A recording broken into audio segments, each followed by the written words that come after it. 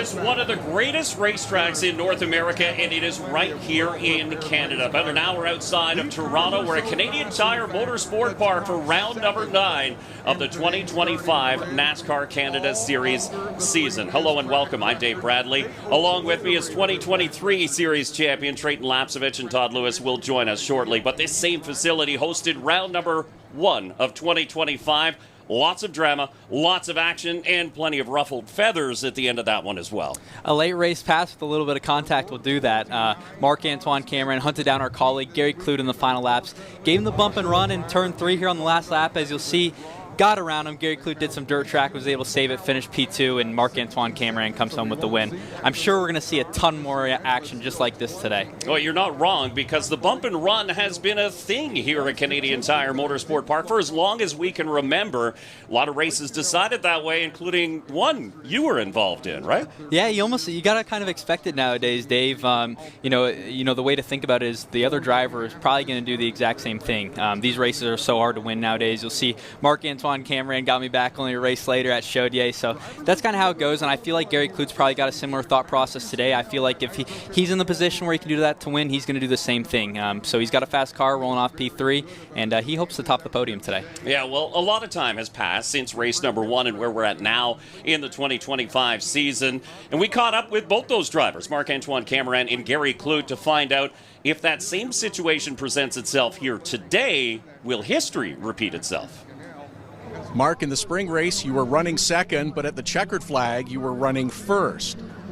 Are you hoping to be in a similar position, or how do you approach this? Will you make the same move again? Oh, of course, I will do the same move. I'm pretty sure if the 59 is going to be behind me, maybe we'll do the same thing too. But yeah, we have a great car. We're starting P5 for today's race, and I think I always saying that we have a good car for a long run, but I think we do again this weekend, and we'll see what we can do for the race. We need some points, so I'm not going to do too crazy. Gary, you were in a familiar position in the spring race. You were in the lead, and then you weren't. Do you approach today's race differently? Do you think about being in a different position? Yeah, I mean, you certainly think about it. Tough thing about this race is it's so dynamic, and there's so many variables. You know, when the cautions come, how pit strategy shakes out. You got to take fuel, you've got to take tires, maybe take tires twice. So it's hard to really dictate where you shake out. And if you end up out front, yeah, it's not the worst place to be. And you can see fans weighed in on social media with their opinions, but Gary Clute sort of dancing around the answer in that one a little bit. But of course, we've never seen a race here with a shortage of action, and earlier this weekend, the teams took to the track for E3 Spark Plugs pole qualifying, and it was a familiar face. The 27 of Andrew Ranger nailed his lap with a new track record, and earlier Todd caught up with your pole sitter. Second consecutive pole for Andrew Ranger in the NASCAR Canada Series. Smashed the track record here at CTMP yesterday. You said a week ago you didn't quite have the car for the long runs. Is it there today? Can you score a win? Like you say, track record. Start on the pole for the 27 GM Paillet. I think our car is very, very fast. We did a lot of lap yesterday to see how the car go, and I feel very comfortable with it. So it's got to be more on the Etienne side, strategy and everything, but I think the driver is ready in the car too, so it's going to be exciting. All right, Andrew Ranger, good luck this afternoon. Andrew Ranger going for his 4th victory here at CTMP, maybe a step closer to that 4th championship too.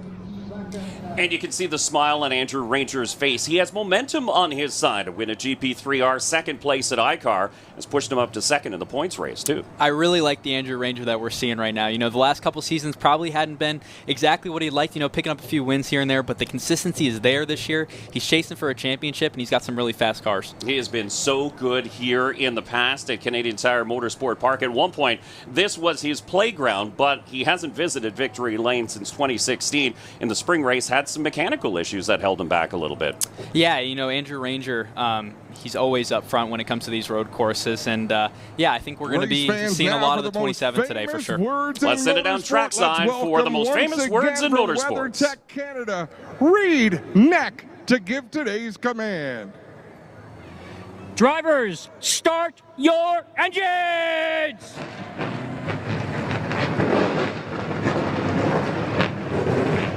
So the engines come alive here on the front straightaway at Canadian Tire Motorsport Park. And when we return, we will have your full starting lineup and take the field to green here in the WeatherTech 200. You're watching the NASCAR Canada Series on Rep TV.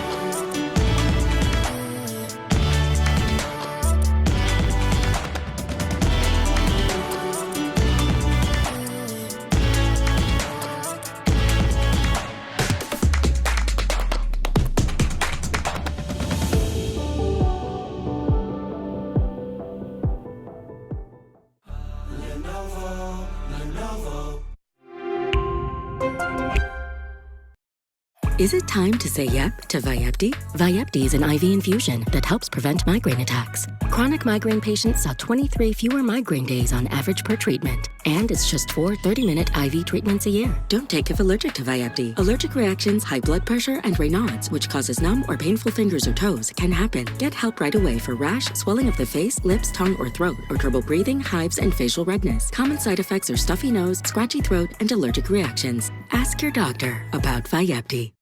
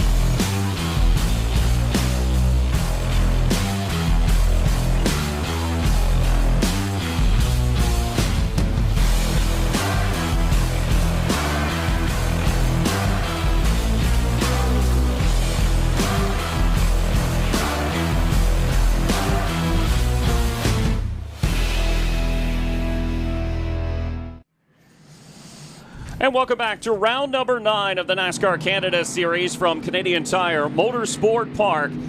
So the field is rolling. Let's take a look at today's starting lineup. On pole, obviously, spoke with Todd Lewis a little bit earlier, Andrew Ranger, but a little bit of a surprise seeing the 22 of Kyle Steckley up there starting on the outside of the front row. Kyle's been really good at Canadian Tire Motorsport Park, finishing 3rd here last fall, so we're expecting he's going to be really good today. Alex Tagliani, Gary Clute going to make up row 2. Obviously saw the little mishap with Gary Clute in the spring. He's going to be hungry today for sure.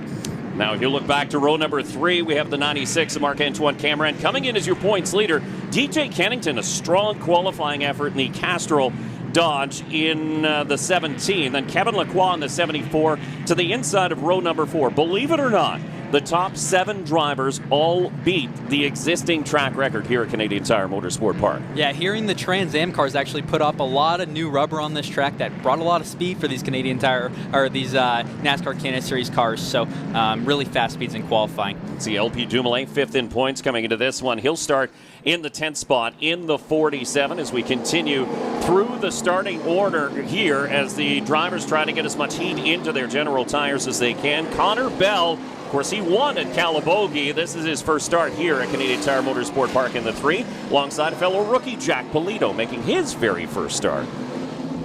Be fun to watch those two over the course of this 51-lap race. Matthew Skinnell, Malcolm Strawn, he was the story of race number 1, as we heard, took his first podium of his career in race number 1 after staying out, opting not to change tires, and that's what we can play with here, a little bit of strategy for these teams. Yeah, Malcolm Strawn in the race 1 here was a really good example of all the strategy that come into play here at Canadian Tire Motorsports Park. So, we'll see the dice, who rolls the dice today, and I'm sure we might see Malcolm maybe do the same thing.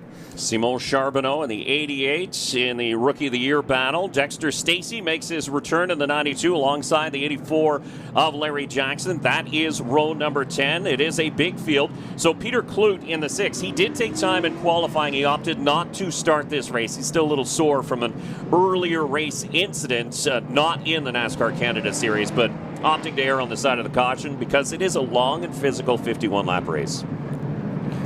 Dominic Scrivo in the 69 will start in row number 11. Then we have Brent Weller and Daryl Timmers. In row number 12, Serge Bordeaux in the 55. Glenn Stiers in the 0 in row number 13. And then Jacques Gannett Sr. in the 93 did make a start at Circuit iCar. Ben Couture in the 75 will start shotgun on the field here in row number 14. Let's take a look at this facility. It's 10 turns and there's plenty of places to make a pass. Absolutely, such a fun racetrack. Turn 3 was the move where we saw the winning move in the spring.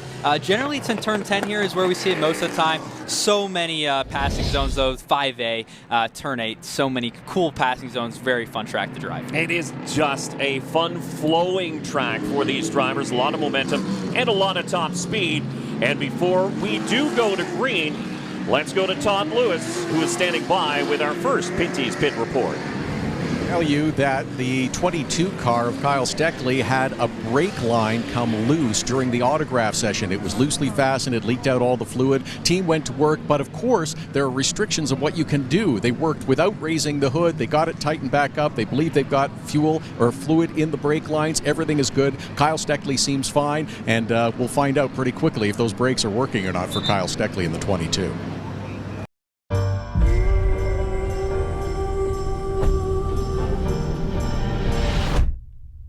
Is this thing? We're gonna find out. What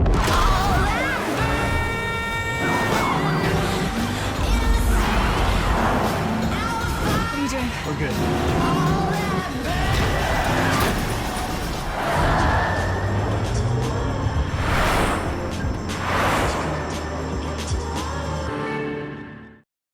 Machine learning is advancing, but businesses wonder if some machines can keep up. Let's welcome our new coworker, Jeff. Copier has a great idea. Wonder if it's the same idea as yesterday. It's a performance issue, really. I know people push your buttons, but you still have to deliver. Anything can change the world of work. ADP Assist is AI, informed by workplace data, and designed for the next anything. Is this a place you want to have questions about your brakes because of the high speed? Probably a little less braking here than most road courses, but you definitely still need them, especially in turn 5A, turn 5B here is where you'll see them driving through right now.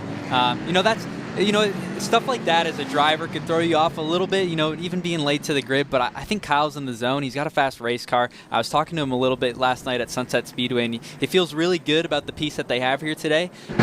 As we mentioned, 51 laps is a long time, so he's just going to kind of bide his time and hope to be there at the end. And there's a look at his team owner, Dominic Scrivo, in the 69, who's actually leading the Rookie of the Year race here this weekend. So he's in a tight battle with the 88 of Simon Charbonneau, but keep an eye on that 69. Keeps his nose clean and could potentially propel him to Rookie of the Year championship. And that's a pretty cool story. Obviously, Dominic, not a young lion, but comes into the NASCAR Canada Series hungry for wins. It's really cool, and it just shows Dominic has been learning all year long and getting better and better. So, really cool. I'm sure that he's really happy with the progress that he's made throughout the season. Field lines up side by side down the Andretti straightaway. This is in through turn number 8. It looks like a great tight field as they line up behind the Chevrolet Corvette pace car here at Canadian Tire Motorsport Park. Good look at Daryl Timmers in the 85, who comes out of a top 10 finish his last start at the GP3R. But now the start is in the hands of Andrew Rager and Kyle Steckley as they lead him onto the front straightaway. The green flag waves, and we're underway here in the WeatherTech 200.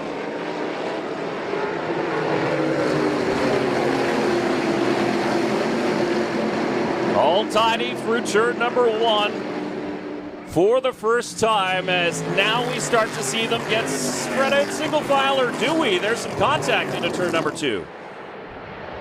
Ooh, and Kevin Lacroix sails it wide into that runoff area, and that concrete, that asphalt on the outside of turn number 2, you're allowed to use that if you need it. Absolutely, yes you can, and Kevin Lacroix definitely hanging it out there a little bit. There's not a whole lot of rubber out there, but just trying to get every position you can while everyone's so bunched up right now. Hard under braking into turn 5 for the first time, and now they are all squared out single file. Dumoulin looks like he made a little contact with the back of the Polysleep number 87 of Sam Fellows. Fellows managed to get it back in line as we have a caution flying for the first time here down the back straightaway. And so this is a full course caution to slow things down here on lap number 1. And so we'll get to see, will pit stops be made this early, but we'll take a quick break. We'll be back with more here on Rev TV.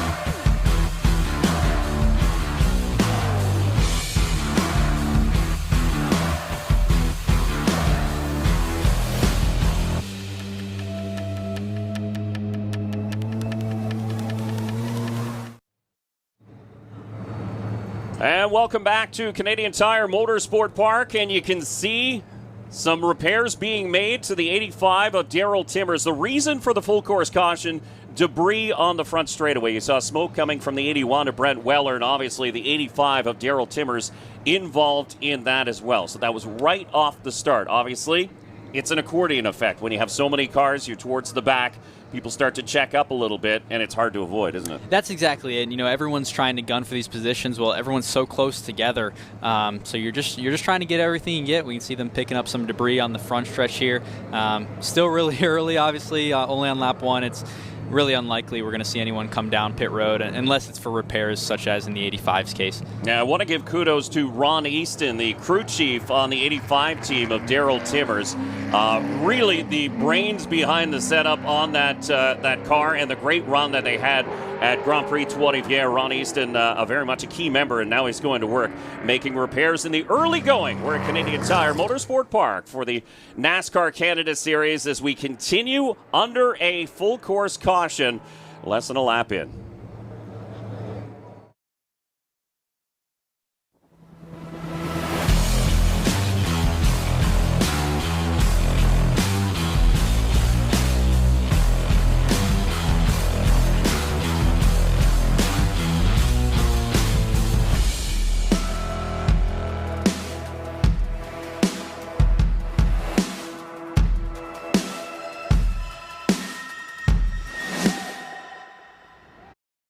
Today is the day to Fukin tune your vehicle. With this device, you'll be able to increase the sensitivity of your gas pedal. Simply plug this into your gas pedal and start Fukin around. Multiple throttle sensitivity settings will give you the freedom you've always wanted. Visit FukinTune.com and select the unit for your vehicle.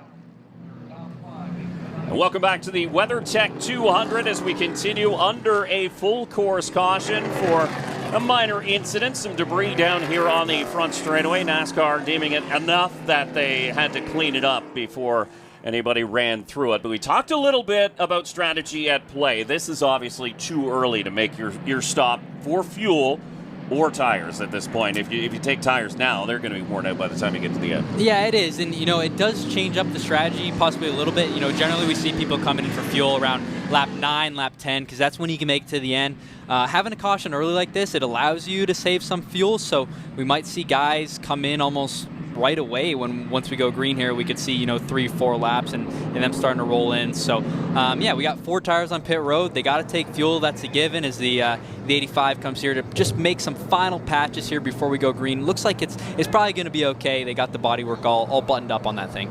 Yeah, it's just the speed down the Andretti straightaway, the back straightaway towards turn number 8 that you have to worry about, because body panels do start to flap, and that's when they're well buttoned in. So when you have them held on by tape, you have to make sure that they're well secured before they come off. But again, under caution here, there is not a lot of urgency in the pits because you do have a lot of time to work. You have the ability to make it right.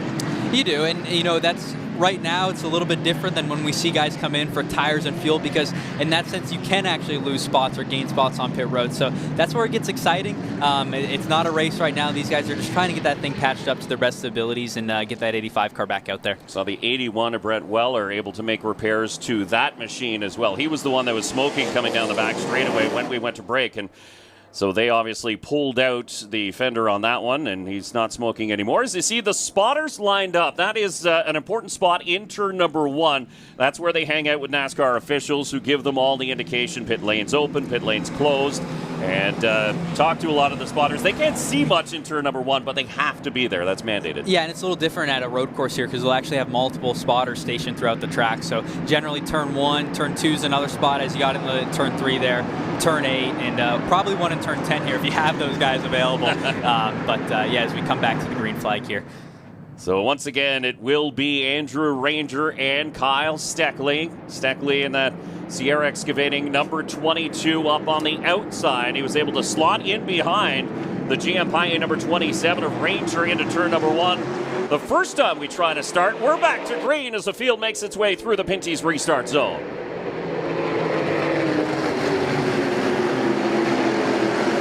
Who's there, though? The Autologic number 59 of Gary Clute thought about sticking it in underneath the 22 of Kyle Steckley, backed off, and again goes single file, but Kevin Lacroix really wants to make that outside lane work, and he does in turn number 2. 3 wide into turn 3 here. The 47 just barely going to stay on the racetrack here as they get it filed out heading into turn 4. Oh boy, Sam Fellows way to the inside. The meat in that sandwich was the 39 of Alex Gannett. Miraculously, everybody stayed straight. You see Connor Bell in that bright blue number 3 as he moves to the inside of the WeatherTech number 47 of LP Dumoulin. So Connor Bell does have some laps here in a 2-seater race car, essentially an older chassis, but he knows his place a little bit, not as much as he knew Calabogie Motorsport Park. Yeah, but that kind of stuff helps, right? You know, I know Connor's really into the sim racing too. They do have this track on iRacing, so it definitely helps getting that experience and kind of knowing what to expect before you get here. Freight train pass. The 59 of Gary Klug slides back a number of spots. Now DJ Kennington and we got a problem, and it's the Superior Propane number 84 of Larry Jackson, and that is a big hit in turn number 8. Definitely going to warrant another full course yellow here to get that 84 out of there and fix the tire barrier. Yeah. We're still under green at the moment. So now the full course caution does come out. The stricken Rack.ca Best Buy number 84 of Larry Jackson, after having some issues at Circuit iCar with an engine fire, he was out and okay, and this one is seemingly a big hit into turn number 8, down at the end of the Andretti straightaway, but we'll have another chance. There you can see. Looks like some sort of brake failure there. Yeah, he just went off and slid in driver's door, and thankfully it is a tire wall there. And there you can see Larry Jackson is out. He climbs out. He's okay, so that is very, very good news to see the driver of the 84 out and about surveying the damage, but once again, under a full course caution in the early going here in the WeatherTech 200 at Canadian Tire Motorsport Park. Looking for better vegan meals? With the weekly chef service, you get real variety. Fresh vegan dishes from professional chefs who cook cuisines from all over the world and specialize in vegan dishes. Also, the quality is unreal. Everything's made to order with whole ingredients. Everything is made locally and delivered to my door, ready to stock my fridge. Try the weekly chef service and taste the difference today. See the USA in your Chevrolet. America's asking you to call. Drive your Chevrolet through the USA.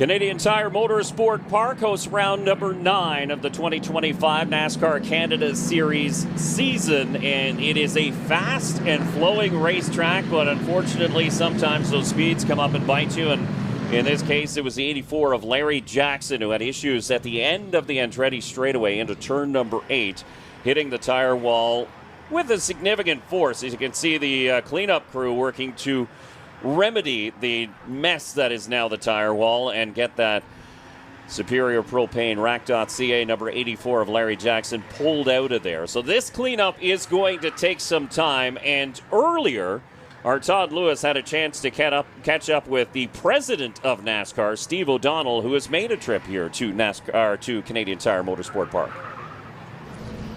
NASCAR fans will know NASCAR president Steve O'Donnell, who has come north of the border for another visit. We spoke a couple of years ago. What have you seen at this event at CTMP that has intrigued you? Well, first and foremost, we got some great weather, right? Great car count, and it's just been a really welcoming environment. I think the drivers, the car owners, a lot of enthusiasm for where the series can go in the future. Certainly some things we got to work on as a group, but I found this to be really positive in terms of opportunities if we work together, seeing the series grow in the future, which is great. There seems to be an excitement amongst fans, teams, just about everyone about the potential for NASCAR Canada. There does. NASCAR and Canada, the two really go together. Great fan base, great motorsports enthusiasm, especially when you look at the Montreal area and French Canadian. Our goal is certainly to be back here from a national series perspective, but we want to do that together with our NASCAR Canada series. So we're gonna work really hard in 27 to try and make that happen, but continue to promote this series for sure. So those discussions are ongoing. You don't want to make an announcement today, do you? Nothing yet, but those discussions are ongoing. It's certainly a goal for us. Out of Daytona, I know Ben Kennedy and the team are working with a lot of different opportunities in Canada, but for us it would be really great for not only this series, but the fan base that we have to hopefully bring the Cup Series and make a trip up north. Steve, we appreciate your time. Good luck, and hopefully we'll see you back here with even more series in the future. Absolutely. Thanks for all you guys are doing for the series. And the fans do love NASCAR in Canada. They've come out all weekend long to support this series here at Canadian Tire Motorsport Park. And we've been blessed with great weather, and we're blessed with it again here today. Sunshine and not so warm, but just perfect racing weather. Continuing under a full course caution here in the WeatherTech 200. We'll be back.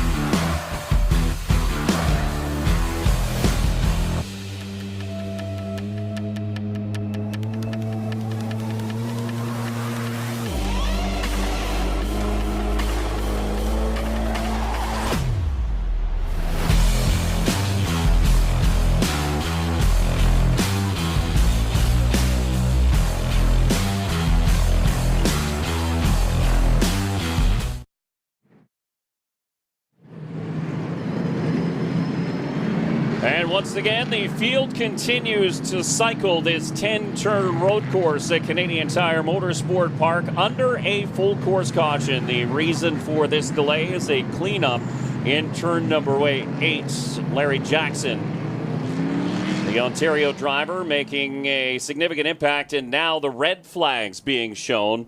And so this will stop all the cars on the track and give the officials an opportunity to clean that up and not let these drivers just continue to cycle around and waste fuel, essentially. But, the red flag has come out here in the WeatherTech 200.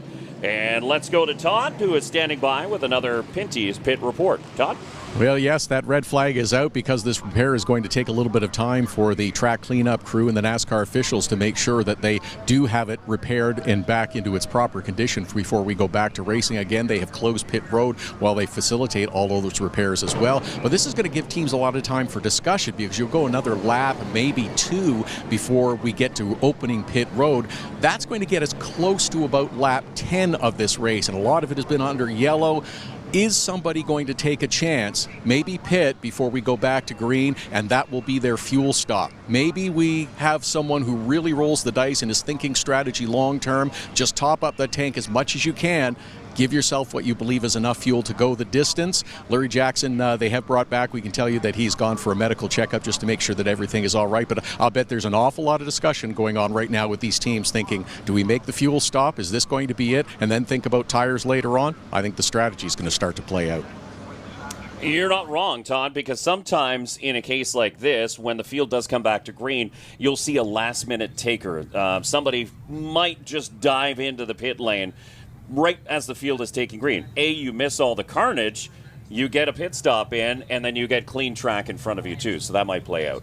I think that's exactly it. It's kind of rolling the dice right now, but it might be worth the gamble considering all the caution that we've been having. There you can see the work continues in turn number 8 as they're trying to get that tire wall all fixed up after heavy damage from the number 84 of Larry Jackson. So we'll take another quick break as we continue under a red flag.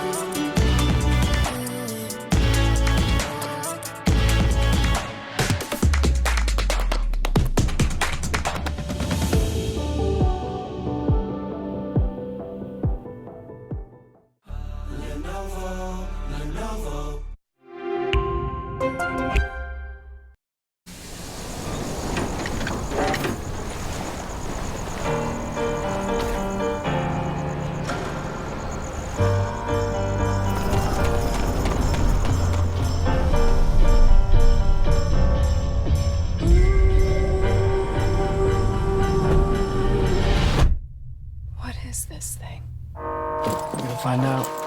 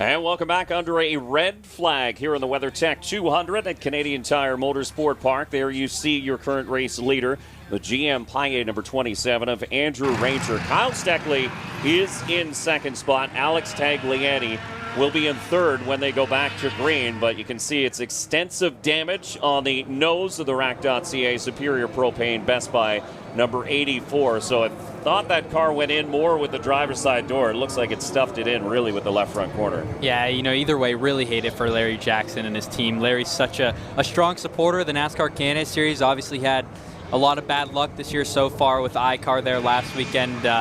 Hoping his luck will turn around for sure. We got Delaware and Monami coming back up, and I'm sure he's happy to bring out that oval car and keep pushing forward. And the thing is, this is the last time that they will need the road course car here in 2025. The rest of the season will be played out on ovals, as you mentioned, 2 races at Delaware, and then the final race will be in Montmagny, Quebec. So some of these drivers are going to be anxious to get off the road courses. Others will be relishing this last opportunity to visit Victory Lane. But you can see it's the tire wall needs to get moved back, and then they'll put that bracing up in front of it as well. But once again, under a red flag here in the early going of the WeatherTech 200 here at Canadian Tire Motorsport Park.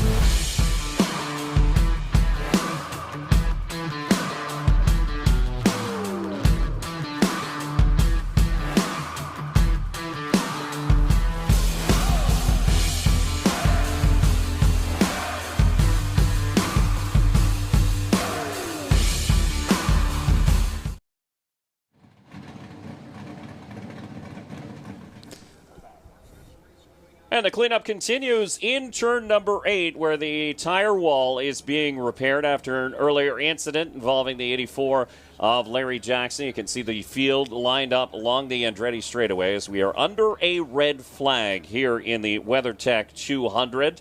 And once again, let's go to Todd Lewis, who is standing by with another Pinty's Pit Report. Let's give you a little bit of an update on the 2 drivers that are making their first appearance here at Canadian Tire Motorsport Park in the NASCAR Canada Series. Connor Bell is currently sitting in 10th place as the red flag remains in place. Back in the 3 car, I heard Trayton talking a little bit about it in the pre-race show, is that learning the track is vitally important. That's exactly what Connor was telling me yesterday during practice. Wanted to get as many laps in as he could. He's done a little bit of driving here, wanted to learn as much about the track as he can, and especially the feel of these big, heavy NASCAR Canada cars on this track, but faring very well in the early going. Had a decent qualifying session, currently sitting 10th as we mentioned. Jack Polito in the 24 is the other driver who's making his NASCAR Canada Series debut at a track he's had a great deal of success at in GT4 and sports cars. He also had some things to learn yesterday during the practice and then the qualifying session. Had a good chat with him, and he said the most important thing was trying to get that car to turn the way he wanted to. Really wasn't happening during the practice session. They made some significant adjustments to it.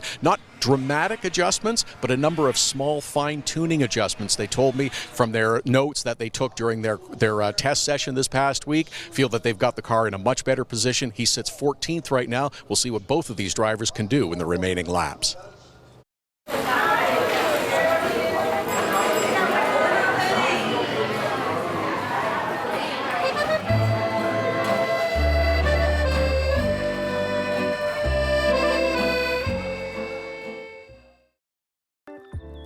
Your outdoor space is meant for gathering.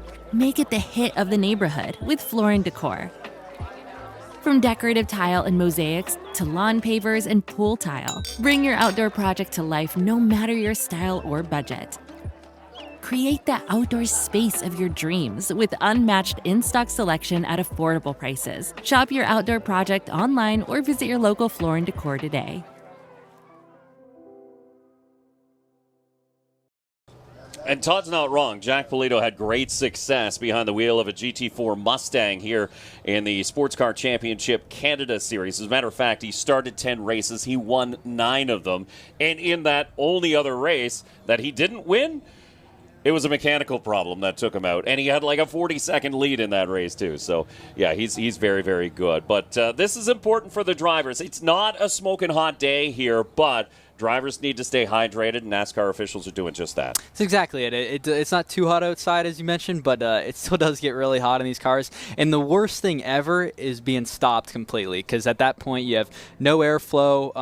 The car's turned off. You can't run any of your fans, anything like that. You'll drain the battery. So this is probably worst-case scenario for a driver. But, luckily NASCAR providing that water to these guys and keeping everyone cool. And there's good news. The tire wall appears to be repaired in turn number 8. So again, we are 6 laps into this 51-lapped WeatherTech 200 here at Canadian Tire Motorsport Park. We continue under a red flag, should be lifted shortly, and we'll take another quick break while we have the opportunity. So you're watching NASCAR Canada Series live on Rev TV.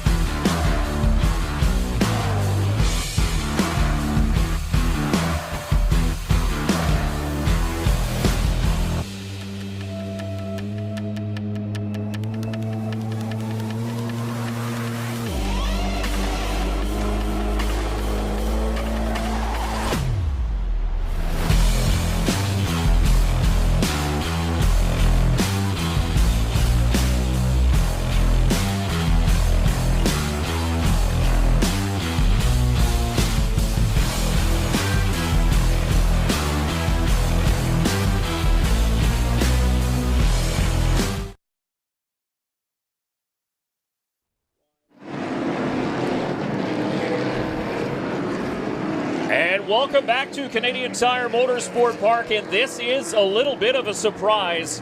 The 74 of Kevin Lacroix is down pit lane. So let's go to Todd Lewis, who is standing by with another Pinty's Pit Report. Todd? They're here because they have a problem. It's not a fuel stop. This crew has got the car jacked up with jack stands on the right-hand side. They are looking on the inside of that right front tire. Maybe that little excursion earlier did some damage up front, but Kevin Lacroix taking the opportunity to come along pit road and assess what that damage might be. They're having a look and still looking to try to diagnose that problem. Again, because of the long lap here under yellow, they don't have to hurry. They can take a minute to try to find the issue, but it's definitely setting the 74 team back.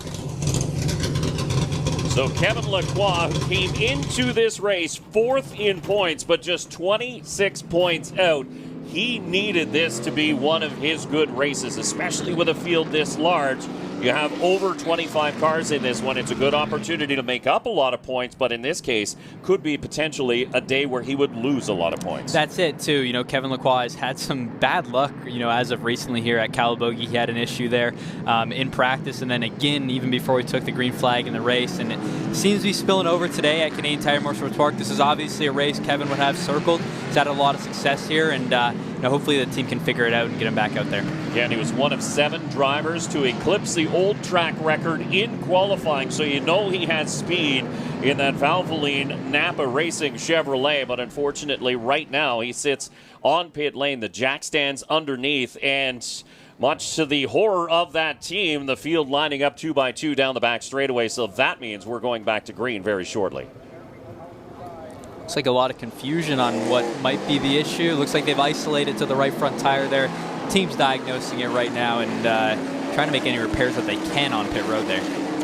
I mean, the bonus here, it's still early in the race, so even if he does go one lap down, he would be in the free pass position, likely for quite some time, because it would take a while for the leaders to catch the back markers. So, again, no hurry, get it right, make it fixed, and then you have a lot of laps to try and chase down that rabbit at the front of the field, and in this case, the rabbit continues to be the 27 of Andrew Ranger. Notably, too, we noticed the 3 car of Connor Bell has dropped to the back and is currently listed in 26th position. When Jimmy's boss can't make an urgent meeting, he's forced to cover. So Jimmy asks Copilot at Outlook to catch him up. Copilot scours his emails and briefs him on the key intel. Jimmy handles the meeting. Copilot handles the details. See the USA in your Chevrolet. America's asking you to call. Drive your Chevrolet through the USA. So try and keep an eye on that. He's still on track at the front, and here again, strategy playing out. So it's Marc-Antoine Cameron, the first of the takers down pit lane. Or sorry, no, that is not. That's Matthew Kingsbury. Matthew Kingsbury in the Duro King number 9. So he'll come down for a stop as the field goes through the Pinty's restart zone, and we go back to green. Kyle Steckley, not as great of a restart as he has been these last two. Going to let the 18 get to his right side, but Kyle's got the preferred line going in 2. So you can see the Diamond Storage number 3 of Connor Bell is up inside the top 10, as the timing and scoring had dropped him all the way to the back. That's why we were a little bit confused and saw the bright blue number 3 picked up. And here is Kingsbury. So it is a regular scheduled Gulf Fuel stop. He'll get topped up in the Duro King number 9. And now he'll have a clean track in front of him. Really gets that stop out of the way early. Well, guys are still starting to pick it up after the restart. So the idea here is that he lessens the blow, the track position that he's going to lose when he comes down for a fuel stop. It's a little bit of a dice roll, though. I mean, only on lap 9, we got a lot of racing left to go. If overtime becomes a factor, anything like that, he might be short. Yeah, that's 12 to 15 is usually the fuel window here for a 51-lap race at Canadian Tire Motorsport Park. So maybe they've had practice giving them fuel numbers that are in their favor, so they can roll the dice and come in for an early stop. That being said, too, if we do get 2 more cautions, then he's probably erring much more closer to the safe side, allows him to save some fuel. We got some dirt being thrown up there. Looks like the 96 of Marc-Antoine Cameron. Yeah, just a little bit of a wide exit off of turn number 10 as they slide through turn 1. And it is the Sierra Excavating number 22 of Kyle Steckley really putting the pressure on your early race leader of Andrew Ranger in the GM Paille number 27. Here's the Excellence Chrysler number 55 of Serge Bordeaux bringing his Dodge Challenger down pit lane. And it doesn't look like the crew was expecting him to come down so early, so likely some issues underneath the hood of that 55 as the crew goes over and checks in. Looks like Herbie Drescher, actually, the crew member, talking through the window. Herbie has a number of starts in the NASCAR Canada Series himself. 27 Andrew Ranger got off turn 5B there really nice, and that propels him down the backstretch, able to build up a little bit of a gap heading into turn 8 here. You can see just all that momentum built that 4 or 5 car length lead that really provides a lot of support. One car we haven't talked about yet is the Saint-Hubert UPS store number 80 of Alex Tagliani. So he has had an up and down season that has unfortunately for that team been mostly down when Tagliani's been in that car. They've just had mechanical issue after mechanical issue. Strung together a good run at Circuit I-Car and finished up on the podium. And if you remember back in the spring here, the 80 of Alex Tagliani was actually leading, I believe, or up towards the front of the field when he had battery issues at the time. So the 80's got some speed out here at Canadian Tire Motorsports Park. He's building up that momentum, as you mentioned, from I-Car. and he's right there. He's hanging with the 22 and the 27 car early on in the going. And the thing is, Tagliani is the type of driver, he's not going to push it this early. You don't make your money by leading the laps early in the race. You have to maintain your equipment and make sure it gets to the end. So Tagliani will just sort of sit there. He'll keep the leaders in sight, but maintain all of the brakes that he needs to get him to the end, and that's important because brakes do become an issue. Yeah, and I will say, out of turn 2 there, you didn't see Alex Tagliani pushing all the way to the edge there. It didn't look like he was pushing that right front tire or those right side tires in general, to be honest. So that 80 car looks to be handling it really well. Good look at a battle there a little bit deeper in the field. The 88 of Simo Charbonneau was involved in a dice with the number 99 of Matthew Skinnell, and just in behind was Trevor Hill making his very first start in the 48. Of course, Ron Tomlinson drove that car at Calabogie Motorsport Park. Now Trevor Hill behind the wheel, and Hill has done a lot of sports car racing, but first foray into the NASCAR Canada Series. Good to see that team branching out. Ranger trying to break that draft on the front straightaway as they work their way into turn number 1. Everybody is settled out. I was going to say single file, and then you have the recap recovery drink number 92 of Dexter Stacey, who makes his return to Canadian Tire Motorsport Park in that car as he dives underneath Trevor Hill in the 48. I think we'll see a lot of pit stops coming here. Guys getting their fuel stops out of the way as we start to get into a little bit of rhythm and dial some green flag laps in. Give some kudos to that pink number 92 of Dexter Stacey, the driver of Kanawaki, Ontario, or Quebec, excuse me. Started way back in 19th, and that pass was the one that put him up into 13th position. So he's got a nice drive forward there. Looks like he's got a pretty racy car as he closes the gap on the Nitro 54, number 99 of Matthew Skinnell, the Transgestion number 88 of Simo Charbonneau, as we mentioned off the top of the show, involved in that Rookie of the Year battle with Dominic Scrivo. The 24 there of Jack Polito looks like he's got a little bit of a parachute off the left rear quarter panel, and that'll hurt you big down the back straightaway here. Just any of that body work that's out of whack, it'll slow you down 2 to 3 tenths just down the straightaway. Yeah, we don't talk about aerodynamics very much in the NASCAR Canada Series, but because realistically it's not often needed. But when you have a track like this with the speeds you hit down the Andretti straightaway, you're right. Any sort of poking body panel here will hurt you a lot. As we take a look at the 59 of Gary Kloot, just ahead of the 17 of DJ Kennington. You and I were talking during that red flag a little bit off camera during one of the breaks that DJ Kennington in the 17 may be having quietly his best run here at Canadian Tire Motorsport Park as far as the times and the speed he's able to go in that car. Yeah, DJ also another one that broke the track record here yesterday in pole qualifying. So the 17's fast. He looks really good right now hanging there with the 59 car. And also same thing as we were talking about with Alex Tagliani. DJ's a really seasoned racer that, in the NASCAR Canada Series, so he knows how to save a car. Doesn't look like he looks to be pushing too hard right now. Yeah, he used to be called the Castrol Kid. Now he has a couple Castrol Kids of his own. But DJ Kennington with 29 starts coming into this event here at Canadian Tire Motorsport Park, which is more than any other driver in the NASCAR Canada Series.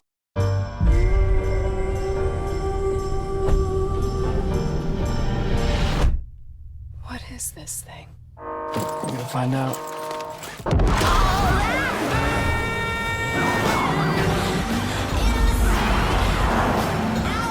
What are you doing? We're good.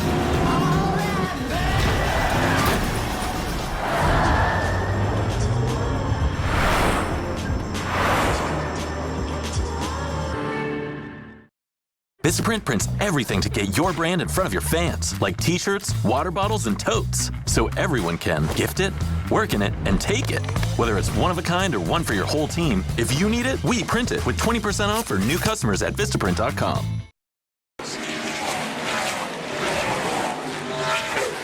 There's the Connor Bell just tucked up in behind the Polysleep AER number 87 of Sam Fellows, and they're just in behind the Bet GRW number 39 of Alex Gannett. So that is a tight battle, and it is towards the tail end of the top 10. So 7th, 8th, and 9th with just DJ Kennington not too much farther ahead in 6th spot. battle for the lead, starting to tighten up here. The 22 applying the pressure to the 27 of Andrew Ranger. As we get another closer look at the damage on Jack Polito's machine, that's big. That's hurting him for sure, and hopefully the crew be able to fix that up a little bit when he comes down for his fuel stop. You can see some bodywork damage to the nose of the 42 of Ryan Kloot, but more importantly, you could see some smoke from the back end of the Curb Records Ford Mustang, and that might just be a tire rub because it looks like it exposes itself in the corners. Might even be a rear end gear for Malcolm Strong. So the Cinderella story of race number 1 is maybe affected by smoke here in the Jim Bray-owned number 98 Ford Mustang. He admitted struggled a little bit in qualifying, wasn't quite where he wanted to be, but that car is smoking at least through the turns. You can see the smoke trail off a little bit down the back straightaway here as he tucks up underneath Ryan Kloot.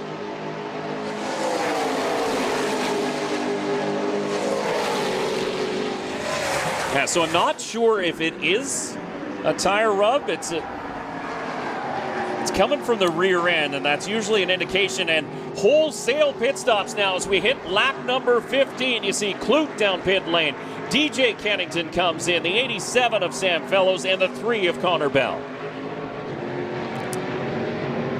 Definitely a safe time to bring it down pit road. There's a lot of space here for the amount of fuel that these guys got in, so definitely going to be good to make it to the end. So as pit stops happen, let's go to Todd Lewis, who's standing by with another Pinty's pit report.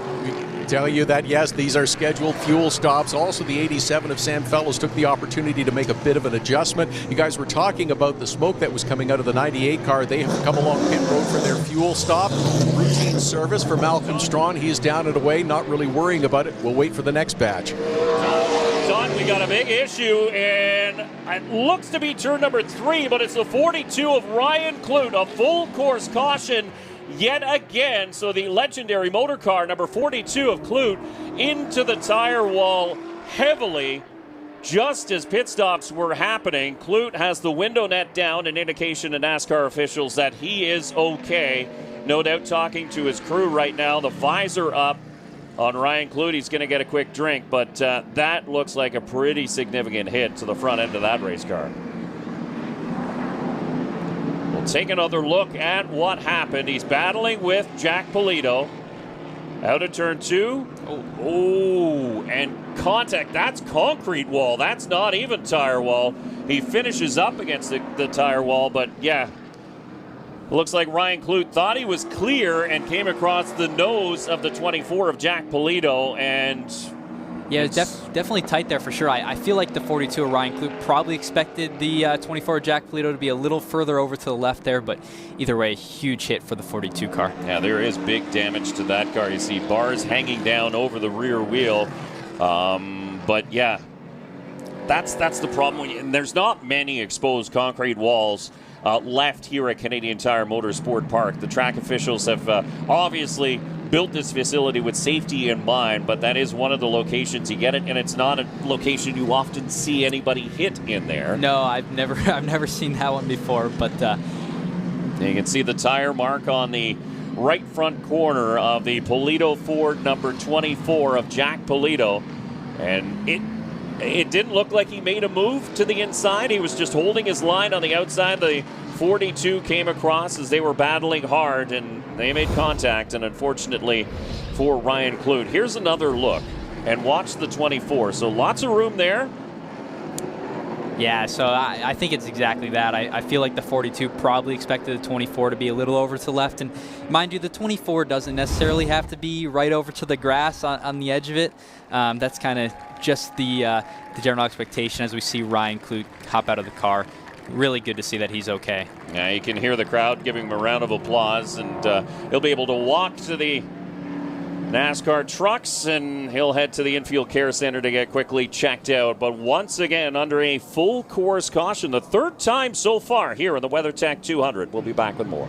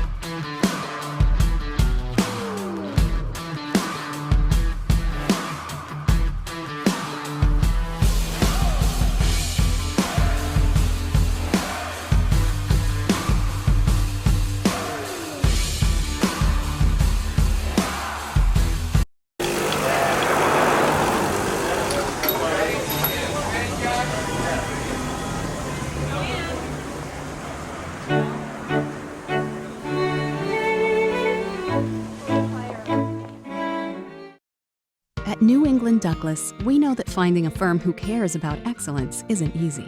That's why exceptional service is our guiding principle in what we offer our customers. We take great technology and make it work for your home or business. With industry-leading products, expert customer service, and specialized training, we offer custom heating and cooling solutions to our customers that are quiet, efficient, and reliable. We also help control humidity and offer advanced air filtration. Call us today and breathe easy. We make life comfy.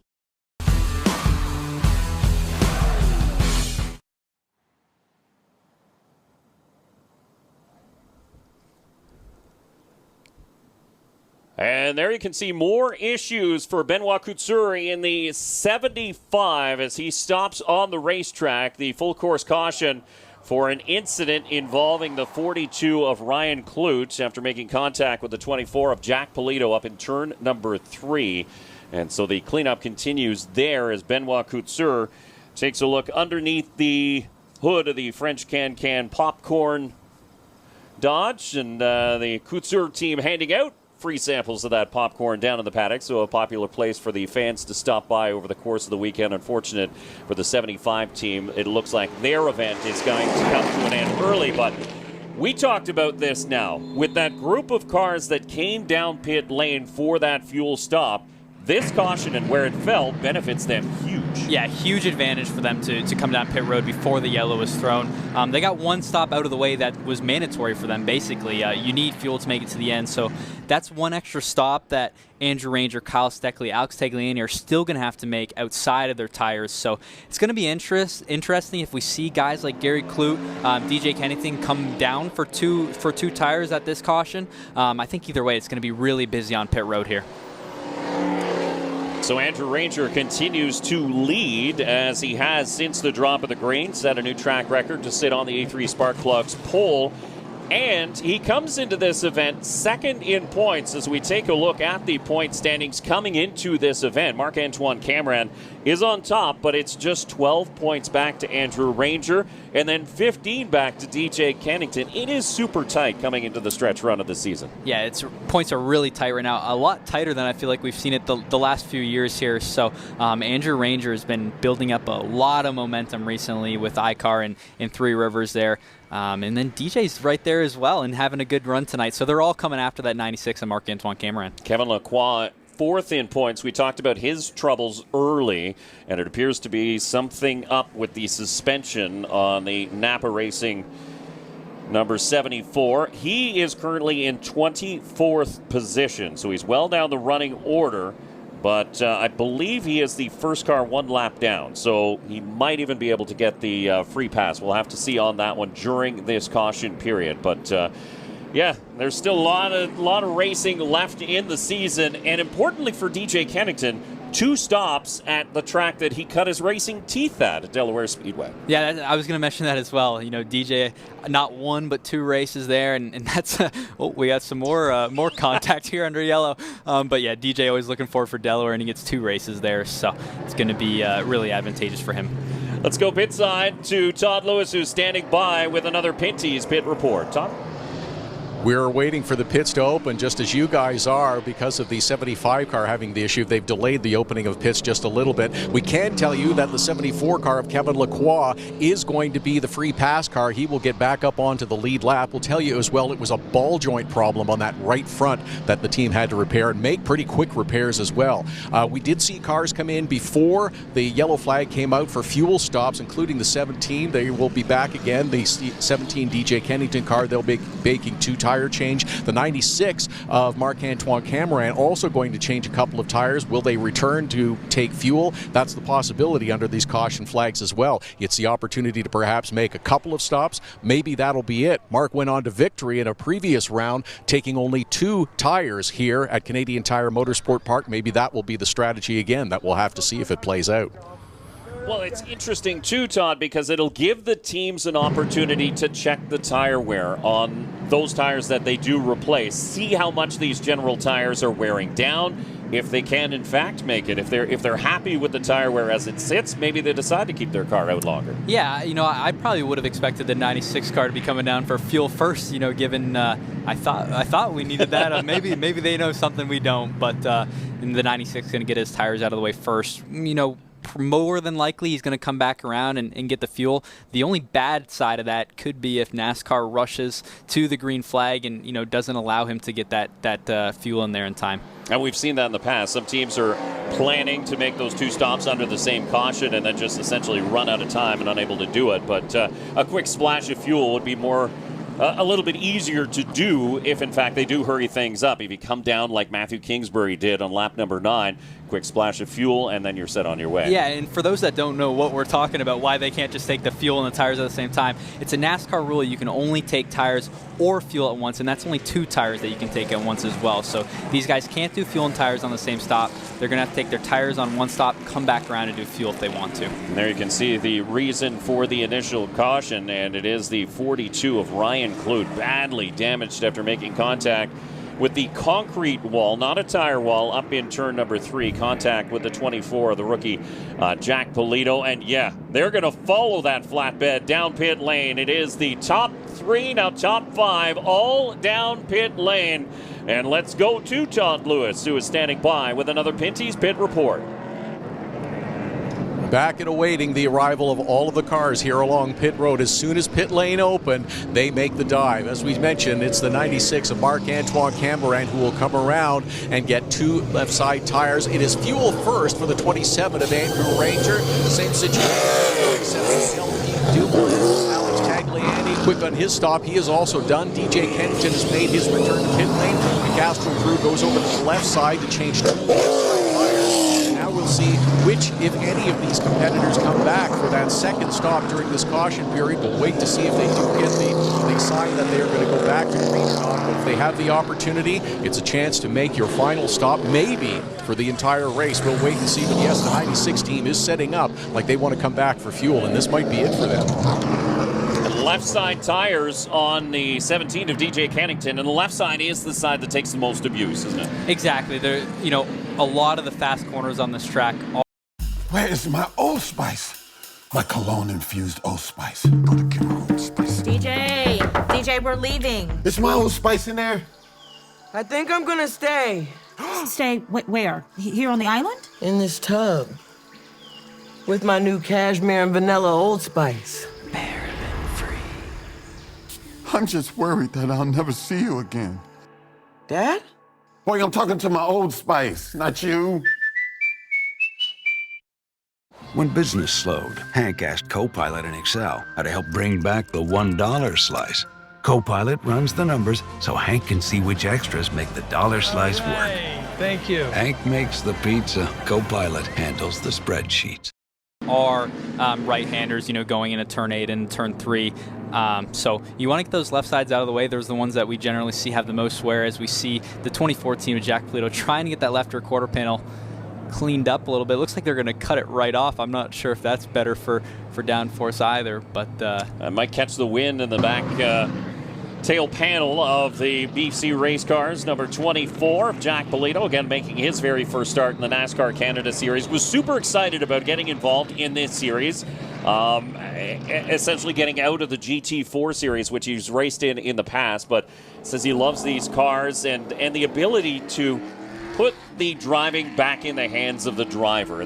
These cars are a lot of fun to drive, especially if you come from sports cars where you have a lot of downforce, you have a big splitter, a big tailwind, and it really just pastes those cars to the ground. With these ones, they slide around a lot, and it's a lot more fun. I mean, he's getting the full experience right now, right? A little bit of, he had the quarter panel damage early on in the race, a little bit of contact there. But, I'm sure he's just trying to absorb as much as he can. It's a big learning curve coming from the sports cars to the NASCAR Canada Series, I'm sure. So trying to get comfortable and get a little bit more speed heading into next year.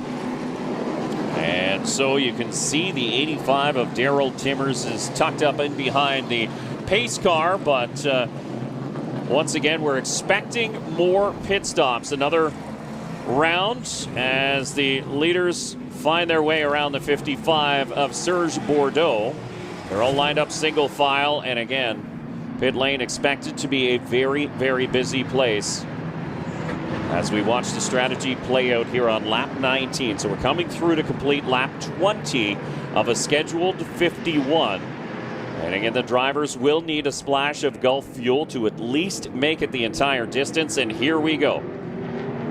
So you've got the 27 of Ranger, the 22 of Kyle Steckley, Alex Tagliani, LP Dumoulin, and the WeatherTech 47. And now the 96 of Marc-Antoine Cameron, all coming down for a second round of pit stops. And let's go to Todd Lewis, who is standing by with another Pinty's Pit Report. Just as we expected, return visits for all of the front runners and the cars that we expect that maybe this will be their final stop. We have seen in the past that cars will come down pit lane and we'll have multiple cautions early, and then we will have a long green flag run to the finish. Marc-Antoine Cameron getting that big drink of Gulf fuel. He is going to leave first ahead of the 47 of LP Dumoulin, the 22 of Kyle Steckley, and a slow stop. Just beats out the 80 of Alex Tagliani. Ranger will be frustrated with that stop as it looks like they had something go wrong on the left rear corner of that GM Paille number 27 of Andrew Ranger. He didn't lose too much just based on the fact that not a lot of other cars came down pit lane. But yeah, it's not the frustration or the stress that the driver of the 27 needed at this point in the game. And DJ Kennington comes down pit road as well and grabs the right side tire. So DJ Kennington, I want to say he's probably going to be the only guy on 4 fresh tires right now. I don't believe Gary Kloot come back down. So he's all done for the rest of the race, and that's it. So he's got his fuel, he's got his new tires, and DJ Kennington will settle in and just try and you know what? DJ Kennington is one of those drivers who is not super aggressive, especially on road courses, and he's done this a lot. Again, we talked about 29 starts previously coming into this race, but have another look at what happened to the 27 on pit lane before we talk more about DJ Kennington. And there you can see just a little bit of a slow stop, but Kennington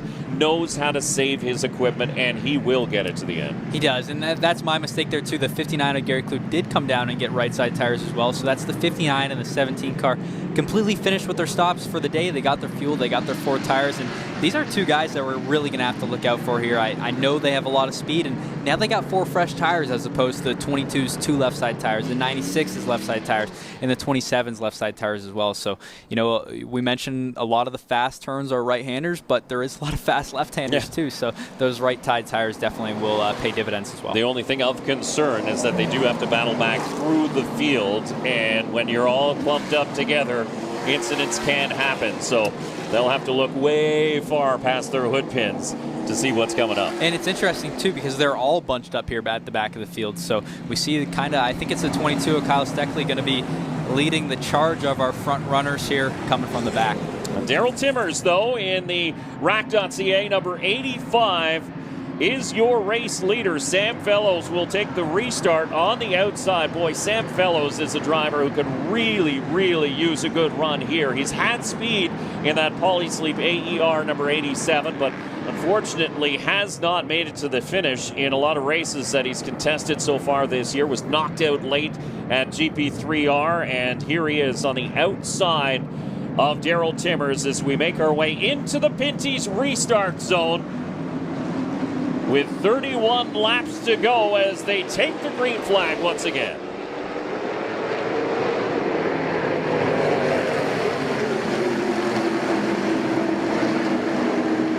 Ron Easton and crew making that repair on the nose of the 85. It's holding just fine with all that tape on the front of Daryl Timmers. But he slots down into second. Here's Malcolm Strawn in the Curb Records number 98. Alongside him, the Duro King number 9 of Matthew Kingsbury, who slides it through turn number 3.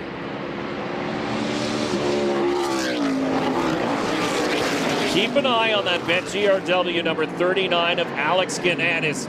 Kingsbury and Strawn continue to battle. There's contact in turn number 5. They stay straight, but it looks like it's going to cost. Oh, we got a car around the 99 of Matthew Scannell in the middle of 5A and B. It's a scary spot to be stopped, but it looks like everyone's going to make it by. You really can't see a car if you stop there. You're coming in up a hill, and all of a sudden there's a car looking at you.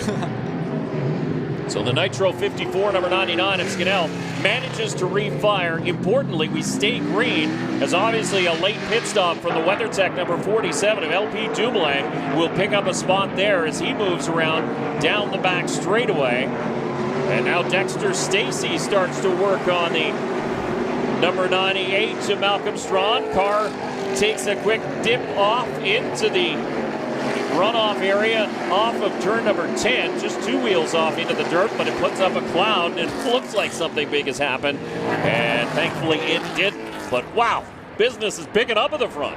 I think we almost have a little bit of a situation starting to brew similar to the one in the spring here. I think the 87 of Sam Fellows got his fuel out of the way, no tires. You see him building a great advantage right now, and I think he's probably planning to be done for the day unless we have another caution. He'll come back down pit road. We're also seeing the aggression level pick up as Alex Gannett starts to get into the back of the Duro King number 9 of Matthew Kingsbury, now alongside in turn 5. Can he get the run he needs off? And he does, as he'll be able to clear the number 9 down the Andretti straightaway, but he'll have Kingsbury in tow. But look at the lead that Sam Fellows has been able to build up all by himself out front. He's building up a huge advantage, and I think if we don't get any more cautions, it's going to be really tough to pass him. Obviously, the faster guy's still stuck in traffic right now, and they're going to have a big advantage, or they're going to have a big distance to make up once they get clear. Simon Charbonneau, the Transgestion number 88 in there as well, just ahead of the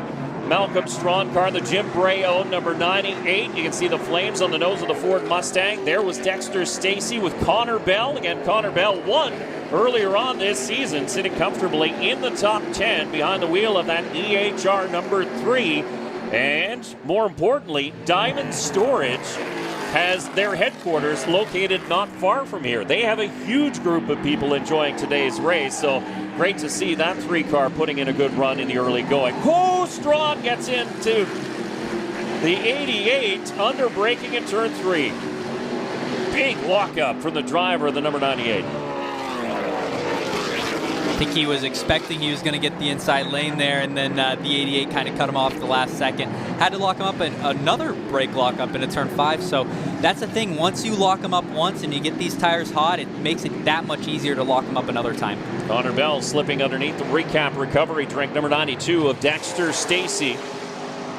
So driver picking up a spot, and I think that was sort of reactionary to the issues of the 98. I think Dexter Stacy backed it up a little bit, and then Connor Bell took advantage and made the move as the 74 of Kevin Lacroix once again back down pit lane. And again, Todd had mentioned earlier it was a ball joint problem, but obviously Kevin Lacroix, veteran of this series, visited victory lane many, many times, feels something's just not right when you have the speeds that you're playing with here at Canadian Tire Motorsport Park. It's obviously erring on the side of caution to come down pit lane. So let's go down pit road to Todd Lewis, who is standing by with another Pinty's pit report.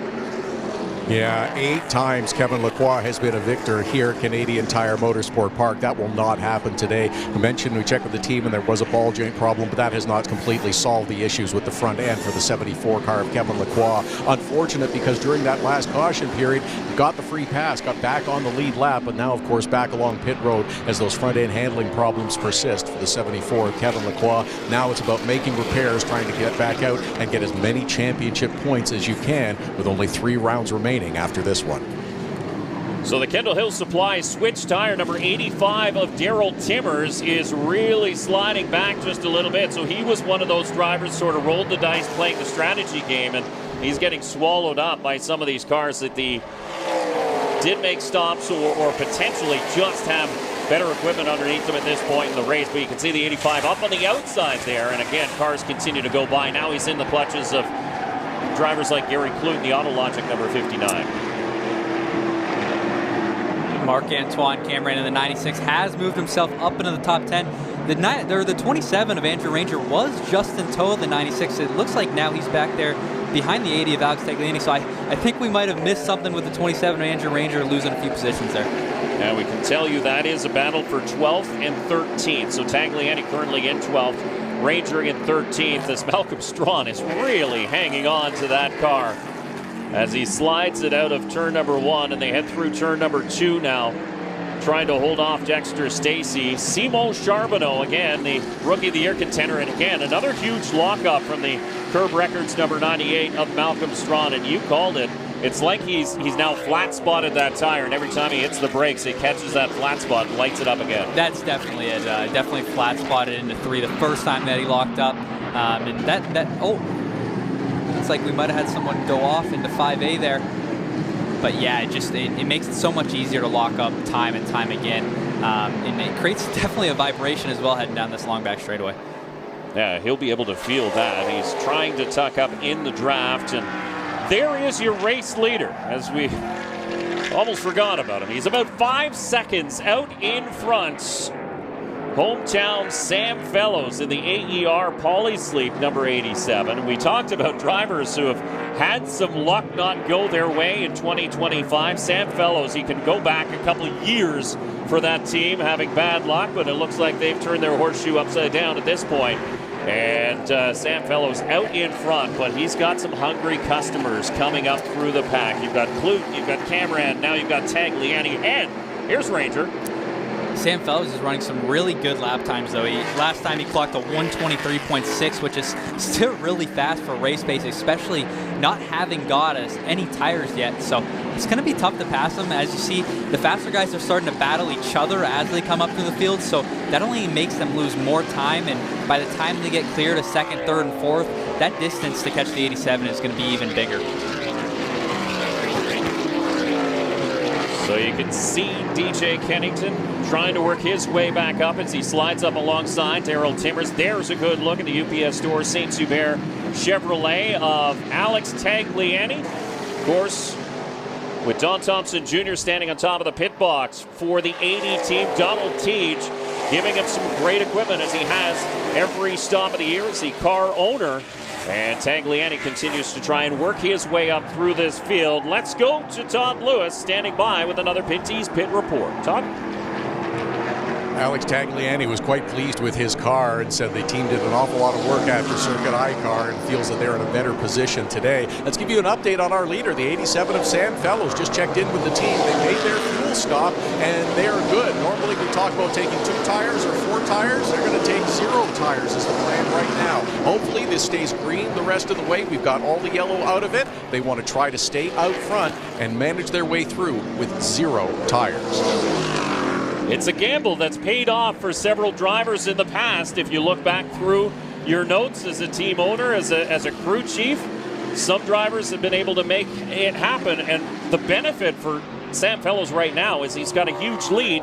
Doesn't really have to push all that hard. It is, and it's exactly what we saw in the spring with Malcolm Strawn also trying the no-tire strategy. The difference here is Sam Fellows has built up a huge lead, and he's running a really fast pace, still in the 124s, high 123s, and the faster guys that took fuel, took tires, they're not really running a whole lot faster than that pace with Gary Clute running a 123.2 last lap, so he's really fast as well, but he's still got a few cars to pass up to get back there. Tell you who's really fast, the 3-car of Connor Bell as he slides around the 88 of Simon Charbonneau and now puts that East Rock Diamond Storage EHR-owned Chevrolet up into the top 3. Here's another look at that pass, and it's textbook.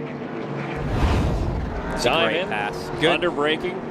Good run through turn 4 there and set him up really nice to outbrake the 88 into turn 5A. Tell you one thing about Connor Bell, and I was talking to some team members on that team, and they've had a lot of drivers come through that team here this year, including Jason Hathaway, who's been in that seat for many, many years. But what they say about Connor Bell is, first off, he's a sponge. He loves listening to feedback, and he accepts all kinds of feedback, but he's a very smart driver as well. At one point in Calabogie, the team had said, come down pit lane. He noticed that the red flag was up saying pit lane was closed. He stayed out. So that's sort of a veteran move in his very first NASCAR Canada Series race. So he's doing things that drivers with many, many years of experience would do normally, but he did it in his very first race. So they're super pleased to have him back in the car today. That's exactly it. He's aware of his surroundings, and that's what makes a great race car driver. So he's running really well again tonight, or again today, and he's got a lot of pace there. Gary Clute and the number 9 of Matthew Kingsbury doing battle with Alex Tagliani in tow. as they head down. And just love hearing the engine note from these NASCAR Canada Series cars as they head down the Andretti straightaway. Really get to wind them out. And you can hear them at full song as the Sierra Excavating. There goes Clute, the Autologic Hoffman Plastics number 59. Dodge goes through underneath the Chevrolet of Matthew Kingsbury, and he's going to bring along the Chevy Camaro of Alex Tagliani with him. So you open that hole and you take advantage if you're following close enough. That allows Alex Tagliani to not lose as much time, having to set up that pass himself. He's able to stay in tow of the 59 car. Try and run down that 98 or 87 of Sam Fellows. That's the ultimate goal here, but these guys still got a long way to go. Not surprised to see the battle between Kingsbury and Ranger not go that hard, as you see a little bit of contact from Kingsbury on the rear corner of the 59 of Gary Clute, but Kingsbury and Ranger, both cars prepared out of the same shop. As you see Glenn Stiers in the GSR 0 putting through his laps, but keep an eye on the WeatherTech number 47 of LP Dumoulin. So he made a late pit stop. He's been running relatively in clean air for the majority of this green flag run. So he's hoping for a late caution to bunch the field back up. But again, he's been able to run some pretty consistent laps back there, and he's let his strategy play out the way it will. Yeah, it makes you wonder what happened there. Perhaps the fuel guy might not have gotten all the fuel in the car. Sometimes that happens. We've had that issue before here at Canadian Tire Motorsport Park. It's one of the few races of the year where we have these live pit stops. That's when the pressure's on. The equipment's got to be working right. So who knows? I don't think that was a scheduled stop for the 47 car, because it obviously set him back quite a bit. Here comes Sam Fellows, your race leader, into lap traffic. Serge Bordeaux in the red number 55 Dodge slides to the outside in turn number 3 and keeps lots of room for the leader to cycle by. As Sam Fellows, the last time by, 4.7 seconds the leader over the 39 of Alex Gannett. Connor Bell in the 3 cars holding down 3rd spot. Simo Charbonneau and now Gary Clute, 4th and 5th. That is the battle for 4th. Simo Charbonneau in the Transgestion number 88 does have it. You see that yellow rookie stripe. Simo Charbonneau in a battle with Dominic Scrivo for Rookie of the Year titles here in 2025. The 59 of Gary Clute going to try and get a tow down the straightaway here and peek out into turn 8. See if he can make it happen. He's really close there. Just going to try and outbrake him here. It does leave the inside open for Gary Clute to make a run down into turn number 8. You got to be a little bit closer or else it becomes a nail biter, and Clute knows that. So he backs in, and he'll pick up his run likely down the front straightaway, or maybe even right here. No, lap traffic's going to play a role in that one. Yeah, and Clute there really just trying to get in the mirror of the 88 car there.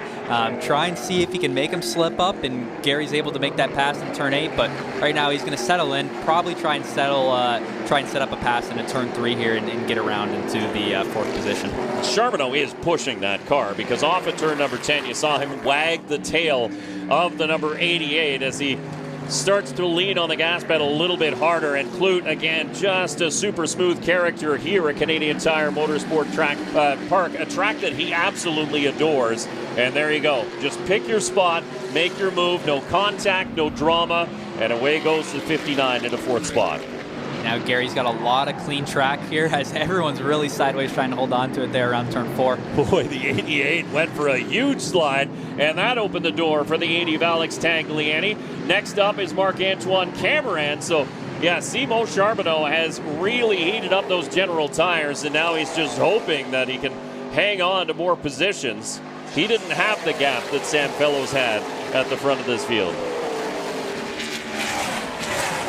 So Fellows still out in front. The last time by, though, the gap has shrunk considerably, 3.9 seconds. It was over 5 seconds not too long ago, and now it is 3.3 seconds. So the 39 of Alex Gannett is starting to mount a charge. Yeah, the 39 of Alex Gannett and the 3 of Connor Bell both running some really good lap times. They're in the mid 123s, whereas Sam Fellows kind of started to slow it down a little bit into the lower 124s.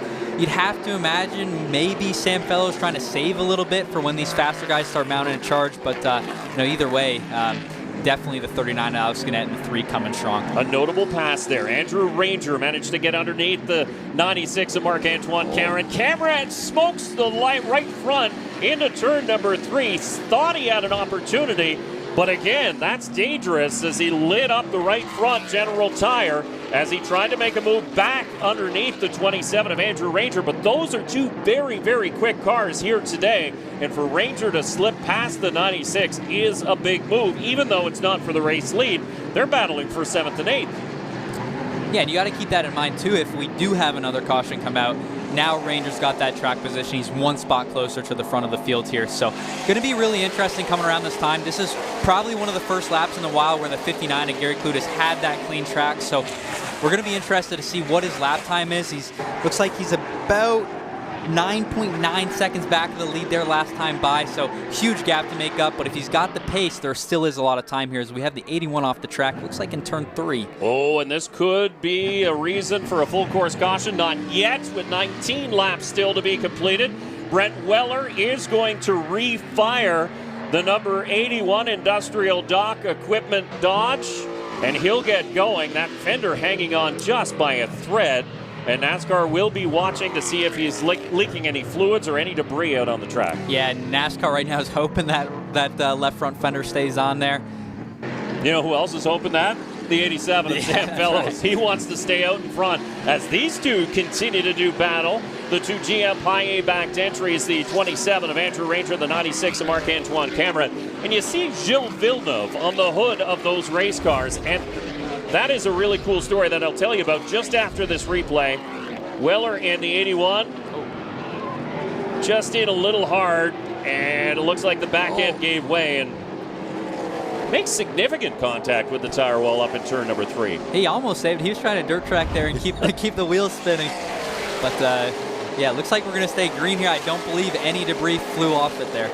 I did want to touch on the Gilles Villeneuve on the hoods of both the GM Paillet cars of Andrew Ranger and the 96 of Marc-Antoine Cameron as the 81 of Brent Weller comes down pit lane. So that's good news, able to make his way back to pit lane on his own. But Melanie Villeneuve is the daughter of Gilles Villeneuve. She's actually here at Canadian Tire Motorsport Park. She started this initiative, so she's selling branding and merchandise of Gilles Villeneuve through a website at gillesvilleneuve.ca, but it's not just a website where you sell merch. It's got stories, it's got photos, and it's trying to keep the memory of Gilles Villeneuve alive, which is an awesome cause because Gilles Villeneuve, one of the great racers that has come out of Canada.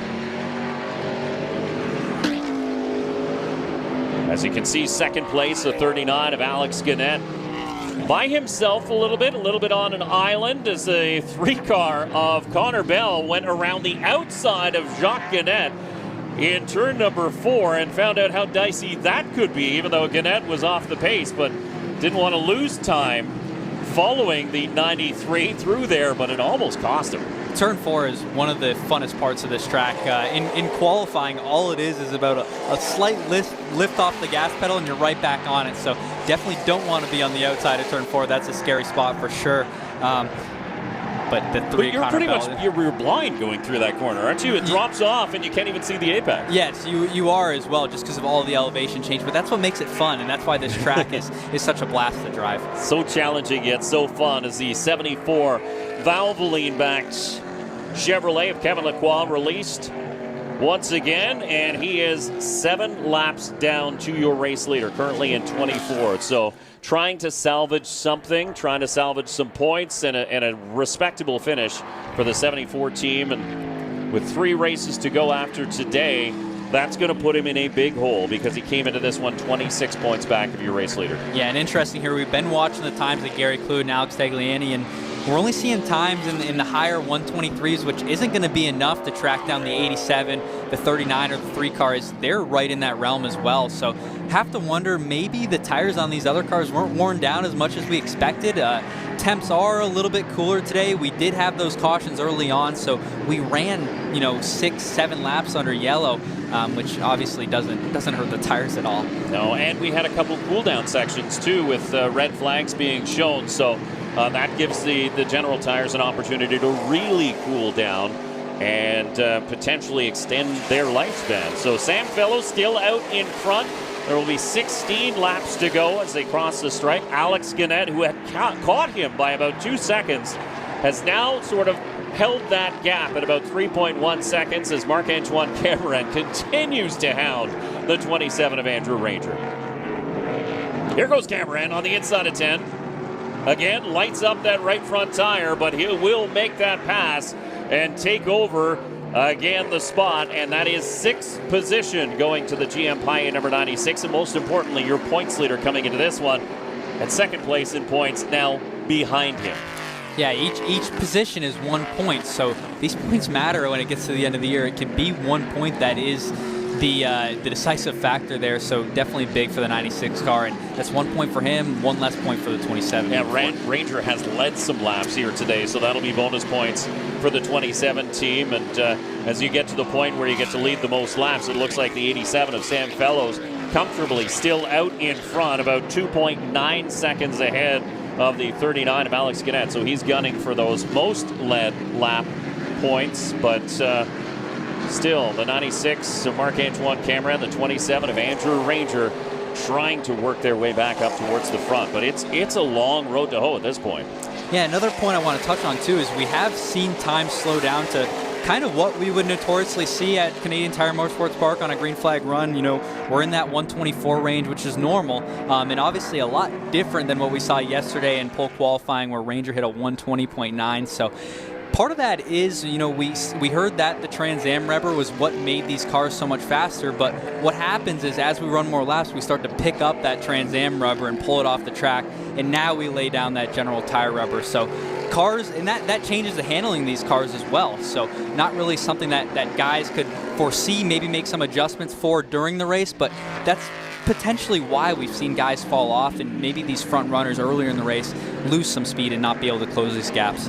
And we can tell you that Gary Clute, Alex Tagliani, Marc-Antoine Cameron, they're turning a 124.1, 124.0 compared to Sam Fellows, a 124.3. So a couple tenths of a second quicker than your race leader, as could be expected at this point. But with 15 laps to go, time is not necessarily on their side. Let's go down once again pit side to Todd Lewis, who is standing by with yet another Pinty's Pit Report. Well, yeah, I think one driver that's happy to see the end of the road courses is Larry Jackson. Had some troubles at GP3R, had some troubles at iCar, and had troubles again today. Happy that you're okay. Take me through what your view was. Thank you. My pride's a little broken right now. End of the straightaway there, I looked down at my tachometer. I had a little flutter in the motor. I just want to make sure the RPM was fine. Put a little extra rear brake in it, missed my mark by a couple feet, and went along for the ride. Unfortunately, the Rock.ca and Superior Propane car is broken. It's been a tough year. My other car burned up last week. This car's broken. We got another third car all ready for a Delaware race. Hopefully she finishes the year off fine. So thank you, everybody. And yeah, my pride's broken. But gladly that Larry is okay, and happy to be back for a couple of oval races in a couple of weeks. Pride broken, but a smile still on the face of the driver of the 84, Larry Jackson. Again, that's typically the way you see him in the paddock here at a NASCAR Canada Series race. That's right. Larry always with a smile on his face, and you know, like you mentioned, pretty happy to move on to Delaware for sure and get that oval car back out there. Gary Klutz in the Autologic number 59 getting a good look at that car. He slid it out of turn number 8, and I thought I saw a whiff of smoke coming out of the back of that Dodge.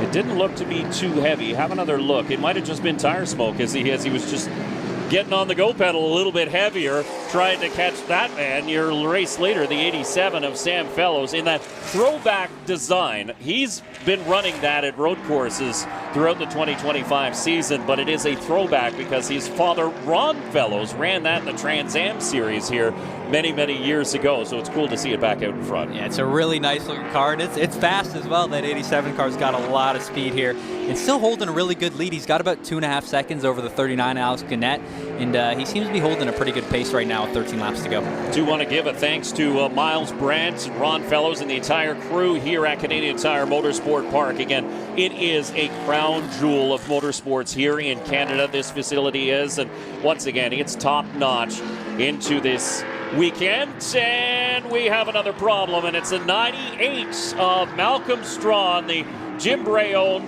Curb Records Ford Mustang. is in the tire wall and heavily damaged. He's trying to back out and he's unable to. Yeah, I think it's in there pretty good. It's definitely going to bring out another full course yellow. Not what the 87 of Sam Fellows want to see as we see the yellow flag officially come out. So another full course caution with 13 laps to go.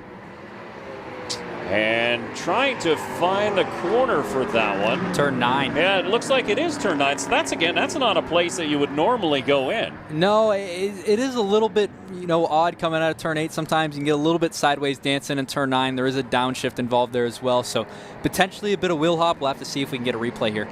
And remember, earlier on, he really locked up that right front tire and then continued to lock it up as it flat spotted. So we saw smoke from that, potentially a failure of the right front tire, which would affect that as well. That's exactly it too. That right front tire could have finally given out. Let's have another look at what happened. So he's fine through turn number 8.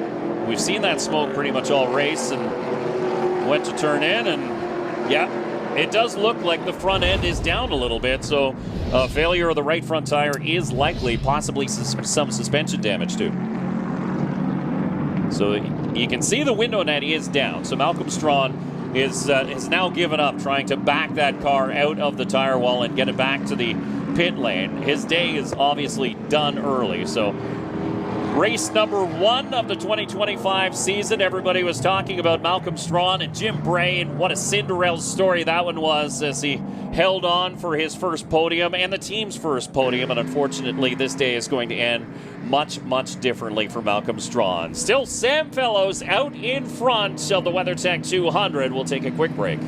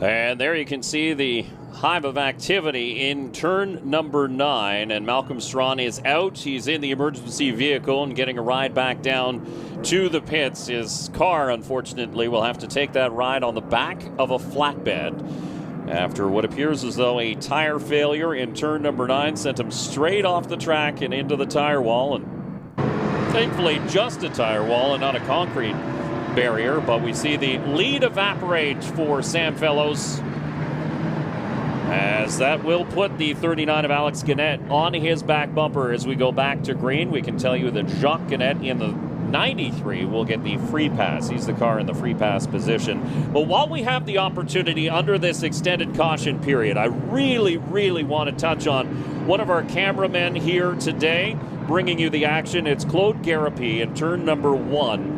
He has been a long-time race videographer, and as a matter of fact, he is shooting his very last NASCAR race here today after 50 years behind the lens. And I've worked closely with Claude for the last several years. Not only is he a great shooter, but he's a great teacher as well. And there is Claude Garapi, a big wave and a congratulations on a stellar career, and definitely one of the finest motorsports cameramen that we have on our team and anywhere in the country. As a matter of fact, his son Dean is picking up the slack So he is shooting pit lane with Todd Lewis here today. So hats off to Claude Garapien. We wish you well in the future, and we'll miss you here at the track too. He's just a great guy to be around, and a perfectionist too. He makes sure everything is running like a top. And while we have this opportunity as well, director Jim Marshall in the truck celebrating 50 years of directing motorsports. So yeah, we have a seasoned crew bringing you all the action, and tip of the hat to everybody who's working on our crew here today in the WeatherTech 200 at Canadian Tire Motorsport Park. Good look at the Bolton GM number 69 of Dominic Scrivo, and again he leads the Rookie of the Year points, so going for the Johnston's Rookie of the Year award here in 2025. And we can tell you, Simon Charbonneau is his closest challenger. Simon Charbonneau is inside the top 10, running in 9th spot. Dominic Scrivo currently in 19th. But remember, Charbonneau stayed out during that pit stop exchange and was hanging on after a lot of the faster cars started to pressure the Transgestion number 88. So anything could happen at this point as the field continues under a full course caution. The cleanup continuing in turn number 9. Obviously hate to see that lead evaporate for the 87 of Sam Fellows, but I think it's important to mention that this isn't over for the 87 of Sam Fellows at all. He was running some really good lap times there, and really, I don't know if the 59 of Gary Kluter or the 80 of Alex Tagliani were as quick as we expected them to be, given that tire advantage that they had. So, I feel like the 87, the 39 Alex Canet, and the 3 of Connor Bell were all really fast, and I think it's going to make that really tough for these other guys to get by them. Yeah, we were looking at the lap times while they did all sort of have clean air, and Sam Fellows had backed it down a little bit. He was running about 0.2 of a second slower than Gary Klute, than Alex Tagliani, Marc-Antoine Cameron. So keep in mind, those cars have all stopped in for their service. Gary Klute has 4 brand new General tires, or at least newer General tires, and he wasn't able to close the gap that much. You're right, he wasn't closing as quickly as we thought it would. Let's head down to Todd Lewis, who is standing by with another Pinty's Pit Report. Todd? Let's see what this is going to set up and develop for these closing laps. We're going to be under 10 laps to go. We've got the 87 of Sam Fellows, whose team just told me it is what it is right now, so it doesn't sound like they're coming in for fresh tires. Looks like we'll get 2 tires on the 80 of Alex Tagliani and the 3 of Connor Bell. Will that be enough to help propel them forward? Will the drivers that took 4 earlier, the 59 of Gary Klute, the 17 of DJ Kennington, the 47 of LP Dumoulin, will they have a benefit from having 4 tires, or will those with only 2, like the 96 of Marc-Antoine Cameron and the 27 of Andrew Ranger, will they be the ones that benefit? Got to wait till the closing laps to see how the strategy plays out. Well, and Todd, you mentioned pit stops. Now is the time for these pit crews to be absolutely perfect. At this stage in the race, 10 laps to go. You can't afford a slow stop, and you can't afford lost positions on pit lane. I think it's interesting here, the 80 car coming down and the 3 car Connor Bell as well. I mean, I feel like they're probably expecting a lot of the field to pit behind him, as we see a happy fan here perched up on the top of his motorhome. But no, it's interesting for sure because they have that track position. You wouldn't want to lose that track position coming at 10 to go. But that being said, a lot of the field has only taken fuel. So I feel like, it's a really safe bet that we can see a lot of guys come down and get tires. You can see a bunch of different aspects and places you can watch all of today's action. This is up in turn number 5, but just a beautiful day to bring you the WeatherTech 200, and we're getting down into the final throes of it. We'll take a quick break and take you to the end here at Canadian Tire Motorsport Park.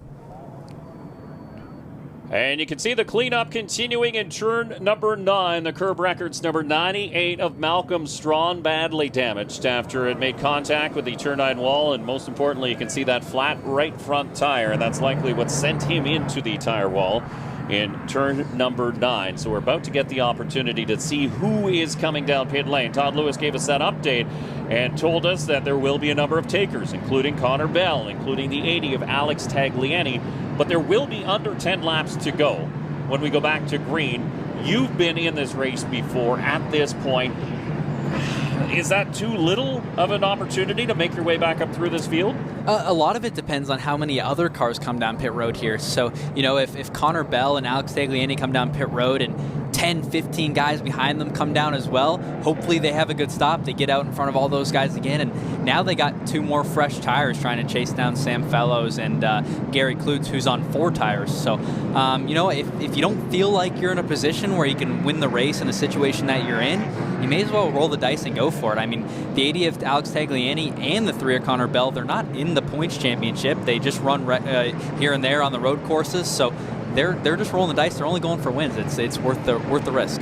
Importantly, you can see the red flashing lights on the entrance to pit lane as the cleanup wasn't quite completed there, getting the 98 out of the way. So pit road remained closed. That means another lap gets ticked off here under caution. So less of an opportunity to make your way back up, and time not necessarily on your side. So as this caution period gets stretched out, again, that strategy could potentially change. It's open now, but they have to go all the way back around to potentially make those pit stops. It would be really interesting to see if the 96 or the 27 come in as well. We mentioned the points there. I feel like that would be the one thing that would be deterring them from both coming in. They wouldn't want to risk losing all that track position and not be able to gain it back because, as we mentioned, you just don't know who's going to stay out and who's going to come down pit road. We could have some slower guys that stay out and they get in your way, cause an incident, and that's, it's tough when it hits you here and there's 30 cars here. You can lose a lot of points, so it may not be worth the risk. I can tell you 2 drivers who are not going to come in. The 59 of Gary Klute,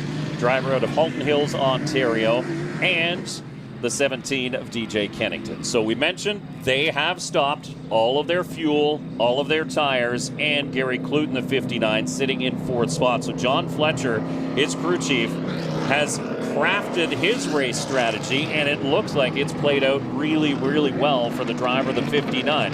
Again, he wasn't catching your race leader during that green flag run, but at this point, he didn't have to. So how much did he use trying to close that gap? And if we've seen Gary Klute run these races in the past, he's got lots left in the tank as far as equipment goes. And Gary's hungry too. I mean, he had that one stolen away from him in the spring, so he's got a fast car. He's in the right position. I think he's going to do anything that he possibly can to put this one in victory lane. Oh yeah, talking to Gary, he feels this track and races here in the NASCAR Canada Series at Canadian Tire Motorsport Park just owes him one, because he was in a good position to win the race in the spring, and that bump and run that we showed you off the top of the show handed the win over to the 96 of Marc-Antoine Cameron. So again, trying to scuff those tires, keep some heat in them. That's what all of these drivers are doing at this point down the Andretti straightaway. We talked about how quick Tagliani was. He was one of the 7 drivers who broke the track record coming into this race. He started in 4th position, so he started alongside the 59 of Gary Klute and now sits just in the shadow of that Dodge Challenger. So keep an eye on that St. Hubert UPS store number 80. He's going in. He'll get some tires. At least that was the plan not too long ago. And there is your points leader, the GM Paillet number 96 of Marc-Antoine Cameron, the man from St. Leonard d'Aston, Quebec. And Gannett playing a few tricks. Connor Bell's not going to come in as previously planned, nor is Alex Tagliani. So what we thought was a slam dunk pit stop opportunity for those drivers might have been a little sleight of hand, as we do have a couple takers. Dexter Stacy Hill is going to come down. So is the 0 of Glenn Steyer. So only a few pit stops happening, but as we heard from Todd Lewis, what we thought was going to play out isn't going to. So let's go down pit side to Todd Lewis, who has this Pinty's Pit report. Todd? Yeah, that's it. It was a total psych. It was looking like it was going to happen for the 80 of Alex Tagliani, the 3 team for Connor Bell, up on the wall with fresh General tires. They decided, nope, we're going to wave by. We told you the 87 was not coming, and same with the 27 and the 96. Not enough laps, not enough time, they felt, to make up the track position, so that's what the decision is. You've got what you've got. Now it's up to the driver to bring home the best possible finish in the remaining laps.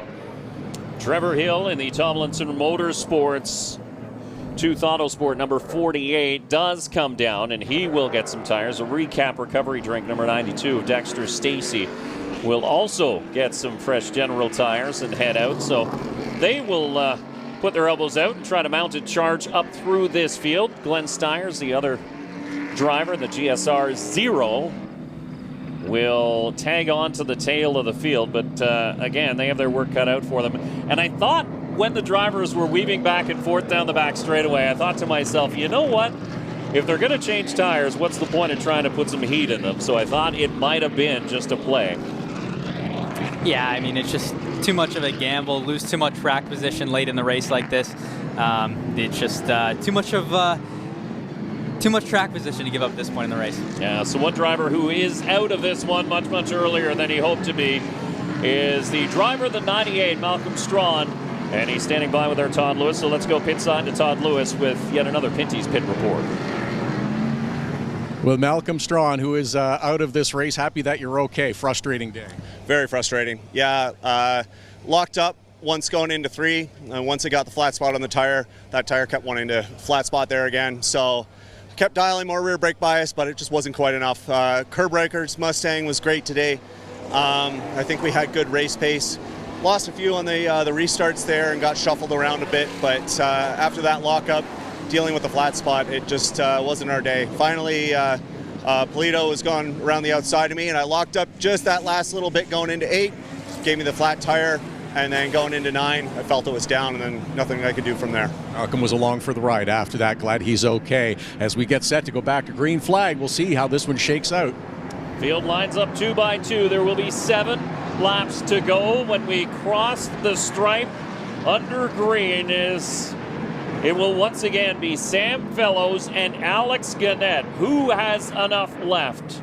As far as those 2 drivers, they have been stretching the distance when it comes to their General tires. The 92 of Dexter Stacy will dive down pit lane at the last minute. So Fellows will lead him into the Pinty's restart zone, and once again the green flag back up, and we're back underway here on the WeatherTech 200. Really good restart for the 87 of Sam Fellows. He's able to get clear into 1.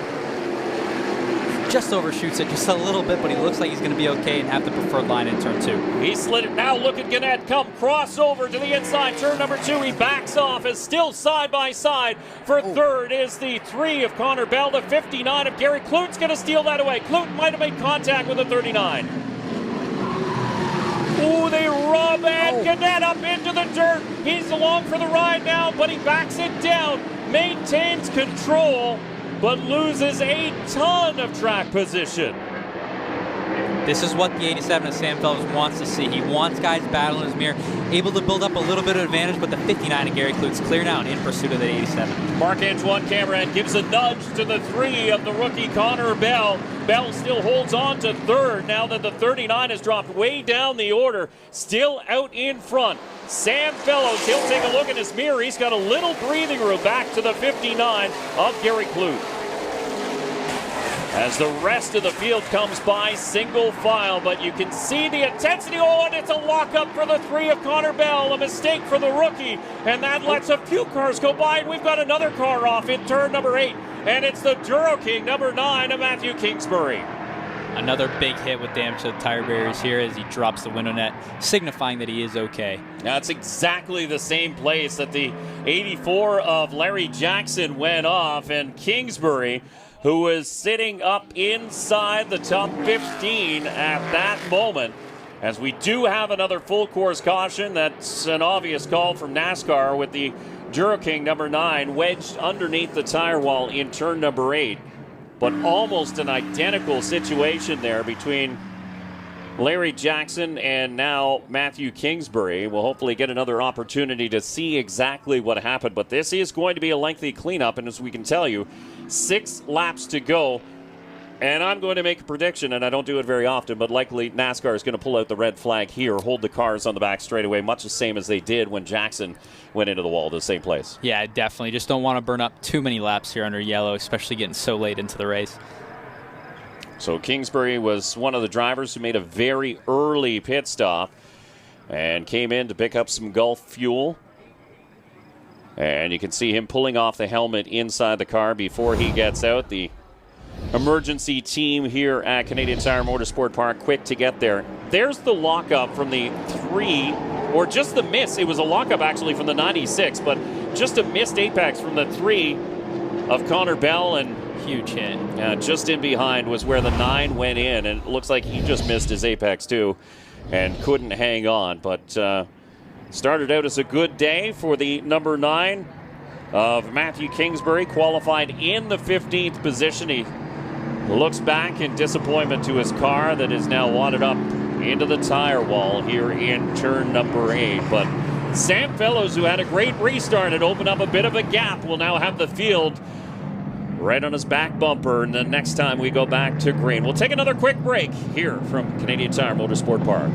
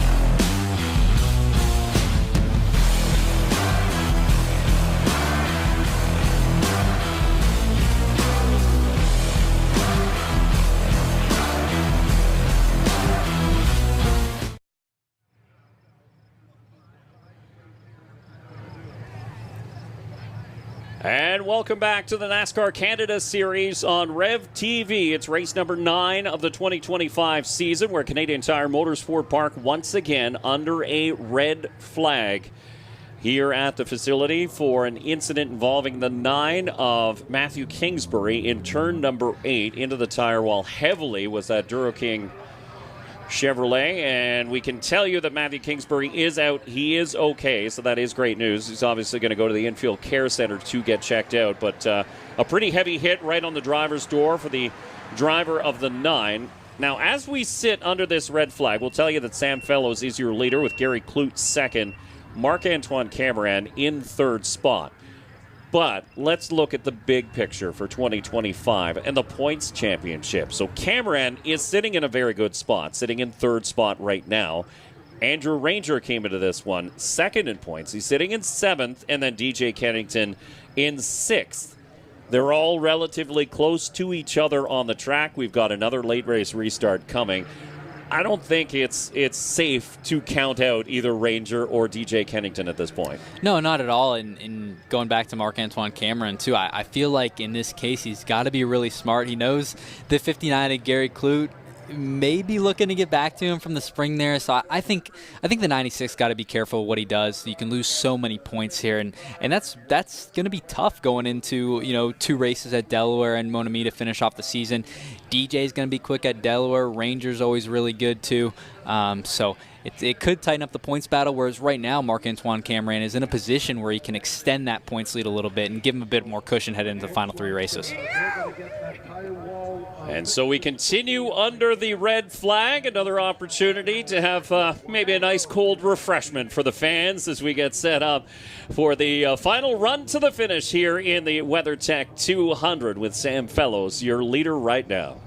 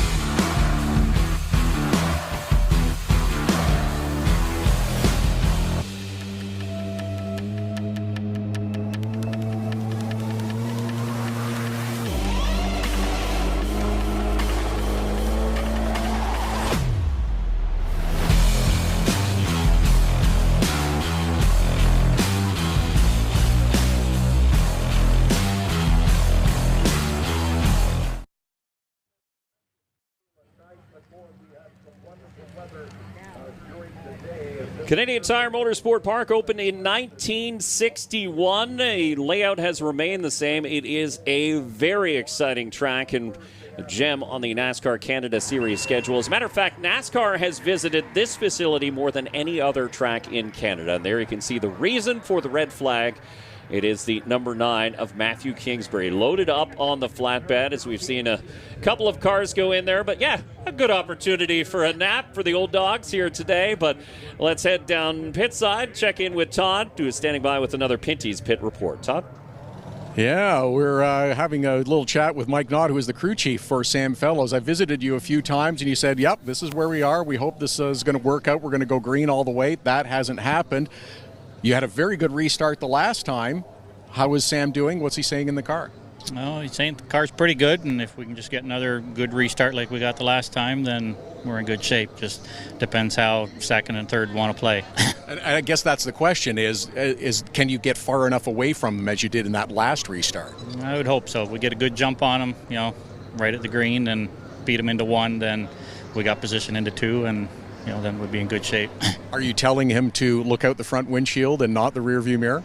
Yeah, no, I think that's what Dad's telling him. Good enough. Ron Fellows, of course, is the spotter for Sam Fellows. We'll see how it works out when we get back to green. Ron Fellows, a member of the Canadian Motorsport Hall of Fame, and he's got many, many laps around here. And just a calming influence to have in your ear. And that is important for a driver like Sam Fellows. You don't want to call him a young driver, but he's still relatively inexperienced in the NASCAR Canada Series. And to have a calming presence in your ear is so beneficial.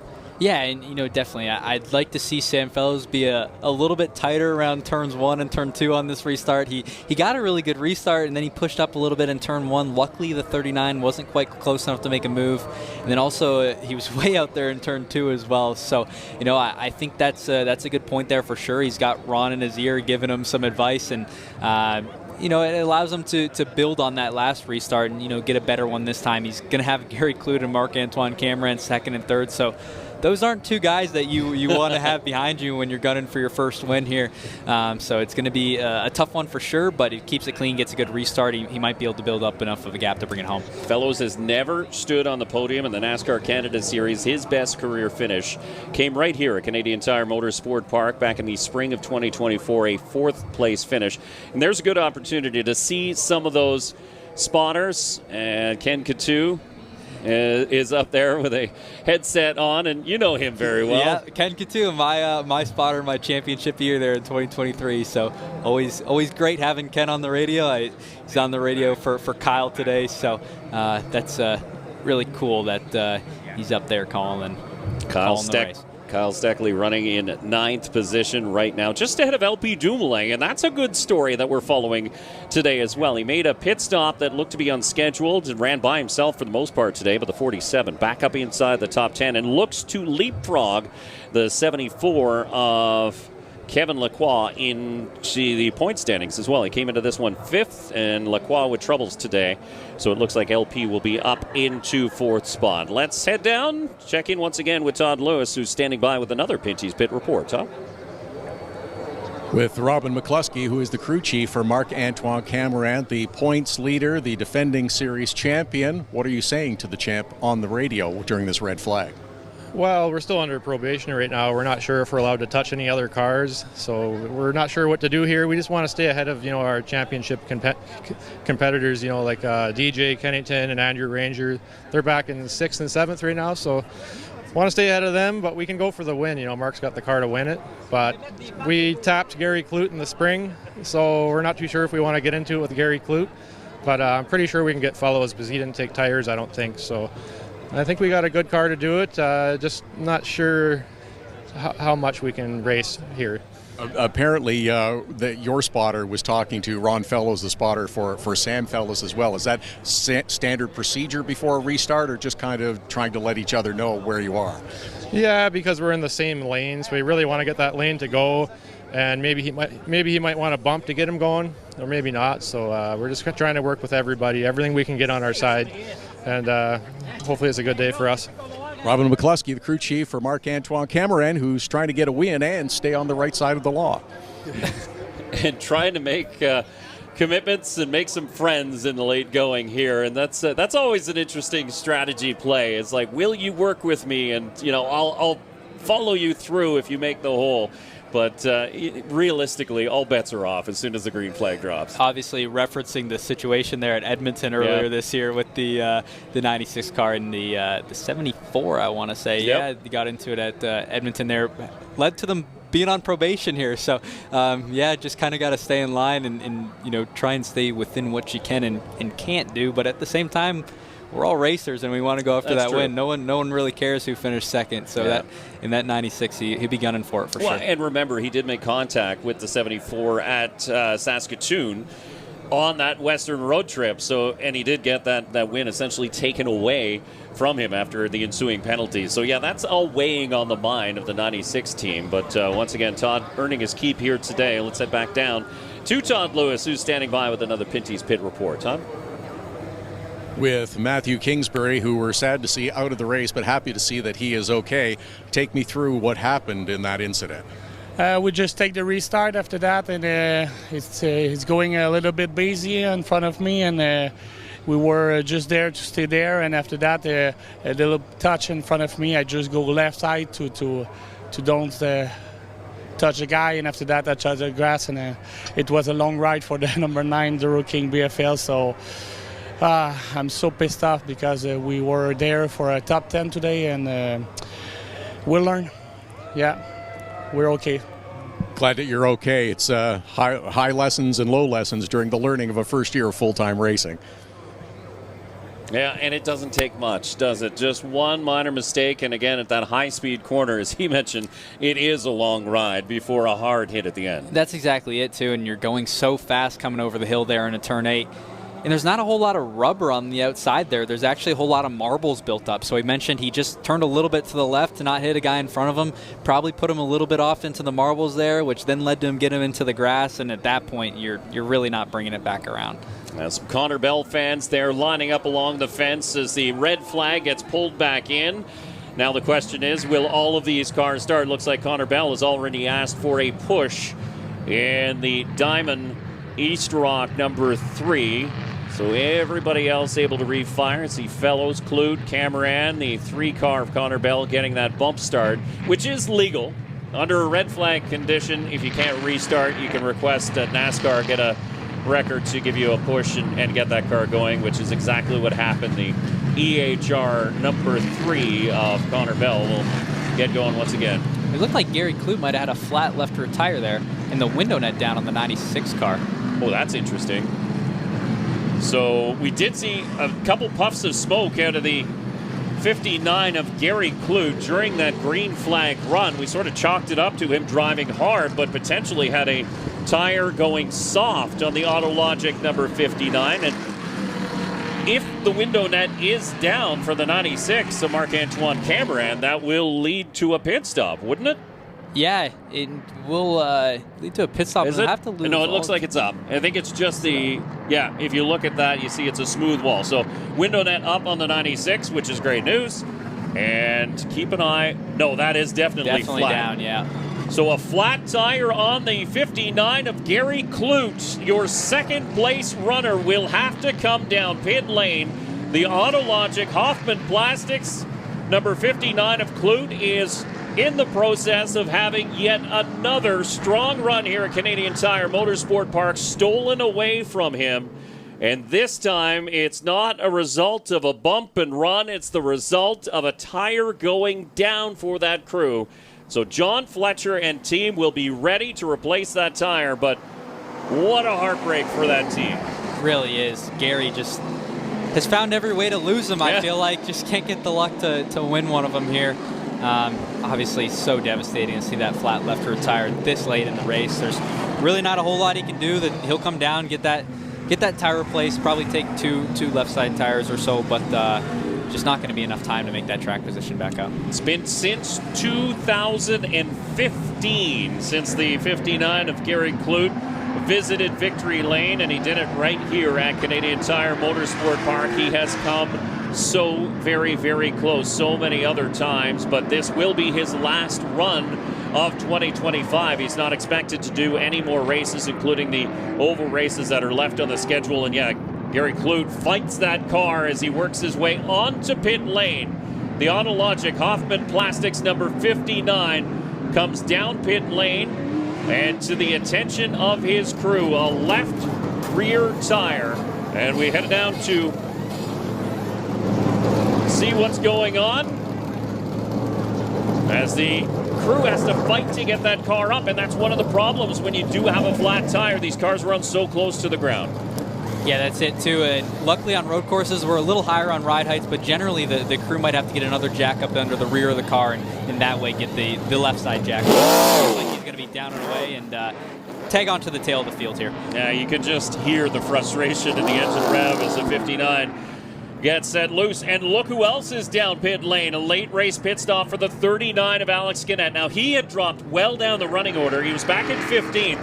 So at this point, why not take the general tires? Really nothing to lose here. Just hoping there may be some more calamity here at the end of the race and potentially some more trouble out here.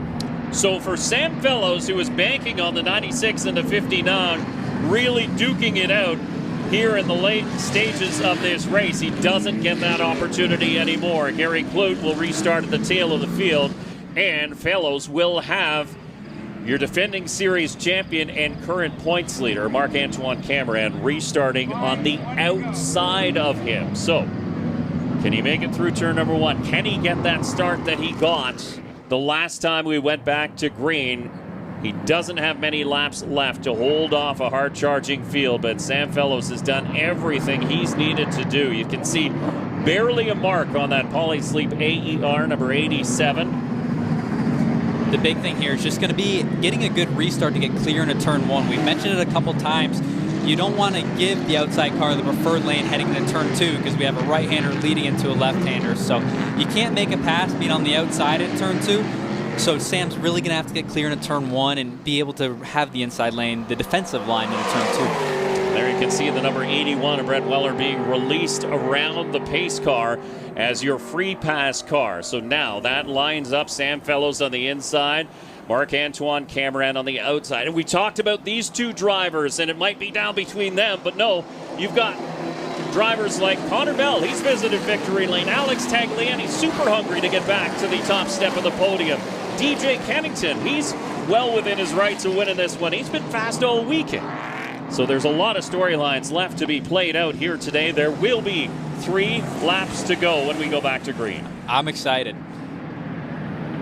You can feel the anticipation for this restart as the lights off on the pace car. The field lined up 2 by 2. The 96 of Marc-Antoine Cameron will be on the outside, but who is going to be able to hook up when the time comes as they work through the Pinty's restart zone? Will it be Sam Fellows who will get that jumper? Will it be the outside lane? And the 96 of Marc-Antoine Cameron slowly through turn number 10. You can see how much the field is bumping up. Sam Fellows controls where that line goes green, and now he jumps on the gas as they get through the Pinty's restart zone, and Fellows will lead him into turn number 1. Another great restart, and the 3 of Connor Bell going to get to the inside of the 96. That's what the 87 of Sam Fellows wants to see. And they're both loose. Connor Bell sideways, so is the 96 of Marc-Antoine Cameron. Now Fellows trying to hold off on the other hard challenge from the 3 as he has a bit of a gap, but look at the rest of the field deep down. Andrew Ranger had a wonderful start there in the GM High number 27. Marc-Antoine Cameron gets around the 3 of Connor Bell and sets the sights on the 87 of Sam Fellows. Okay, so your points leader now up into second spot. As they work into turn number 5, Fellows with a bit of a gap back to second. Eases his way through, and Cameron in a little hot. He gets crooked, and that's going to cost him that run down that Andretti straightaway. That's it. We saw Cameron sliding through turns 1 and 2 there. That just gets these General Tires hot, and once you get them hot, it's really hard to bring them back around. So it's not quite in the draft here to make a challenge into turn number 8. Connor Bell has dropped back just a little bit. Tagliani is now hounding the rookie in the St. Hubert UPS store number 80. So Tagliani potentially in the spot to make a move. Not in turn number 8 this time, though. So we'll see when they come across the stripe where everybody is shaking out. There you can see LP Dumoulin in a battle with Simo Charbonneau. So once again, it is Fellows about 0.7 of a second up on Marc-Antoine Cameron. Connor Bell, Tagliani, Ranger now in the top 5 around DJ Kennington, who sits in 6th spot. Where's Gary Clute? He's in 11th after getting that left rear tire replaced, but there's a big gap between him and the front. Sam Fellows has a comfortable lead right now, but it looks like the 96 of Marc-Antoine Cameron really gets around turns 1, 2, and 3 really well, and makes it tough to control that lead. You don't want the 96 getting in the draft down the backstretch. That'll allow him to draft up and potentially make a move into turn 8 at the end of the straightaway. It's a lap and a half to go. This time, Cameron is much tidier in turn 5, although a very shallow line in turn 5B as he tries to put that run on the 87, and we've got a car around. It's Dexter Stacy. Slides to the inside of the track. He keeps it running, and we're going to stay green as they head down the Andretti straightaway.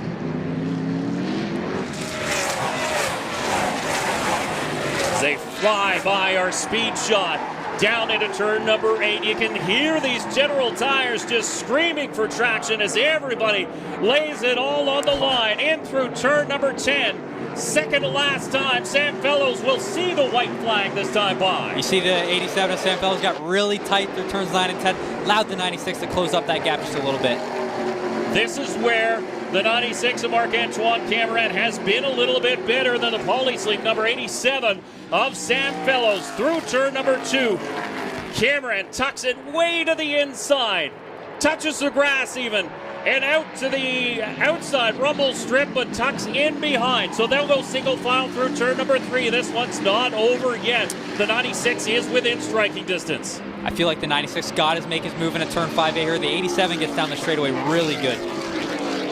into turn number 5. Not close enough to make that move to the inside, but it's the drive off that will be the difference. Cameron gets into the 87 of Fellows. Contact and around into the lead goes Marc-Antoine Cameron. Fellows left the door open just a little bit. Cameron made contact. You can see the mark on the nose of the GM Paye number 96.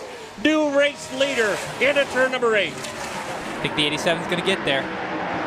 He's got Connor Bell filling his mirror as well, but Cameron will float through turn number 8, 9. What's going to happen in turn 10?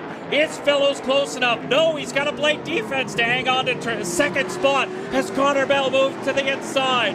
The win will go to Cameron. Fellows in the grass will hang on to third as Connor Bell steals away second in the final turn. Oh, boys. What a finish here at Canadian Tire Motorsport Park in the WeatherTech 200. And the bump and run will be brought up once again. There you see J.C. Paye, the team owner, a high five to his crew. Takes a breath, and boy, we need that breath too. Connor Bell has had 2 starts in the NASCAR Canada Series, a win and now a second place as he chases your points leader home here in the WeatherTech 200. Obviously, the driver who will be most disappointed is the 87 of Sam Fellows. Yeah, I really thought Sam had it there. I didn't feel like Cameron was going to get the inside there as we see the replay. Have another look. So Fellows gets through turn 5A. 5B, there was a small opportunity, but it was small, and the 96 filled that hole with a little bit of bumper included. You can see the damage on the nose of that Chevrolet Camaro. Yeah, I think Marc-Antoine Cameron knew that was going to be his final shot. I think he had kind of learned from the laps prior that the 87 was getting off of 5B really good and not allowing Cameron to get that move into turn 8.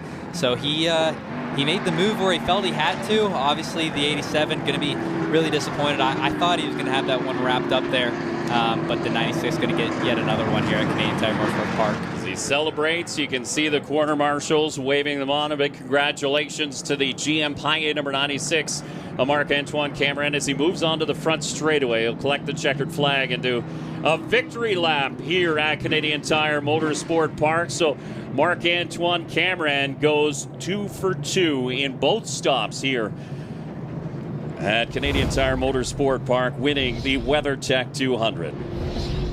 This is the battle for second, though, and Connor Bell just had a great run out of turn number 9, and again saw the opportunity, and Sam Fellows had to do a little off-roading there and bring it home in third. But again, it's those opportunities that you have to take. These cars are so closely matched together. You see a small opening, you just have to take it, don't you? Yeah, and I mean, it's important to mention here, too, the 87 of Sam Fellows, there was nothing he could do there. I mean, he did everything right. He got a good job on the restart. That was job number 1. He built a little bit of a gap. That was job number 2. He ran 3 really good laps, and at the end of the day, the 96 of Marc-Antoine Cameron just saw the opportunity open up there in the 5B. The 87 of Sam Fellows wasn't trying to play defensive or nothing like that.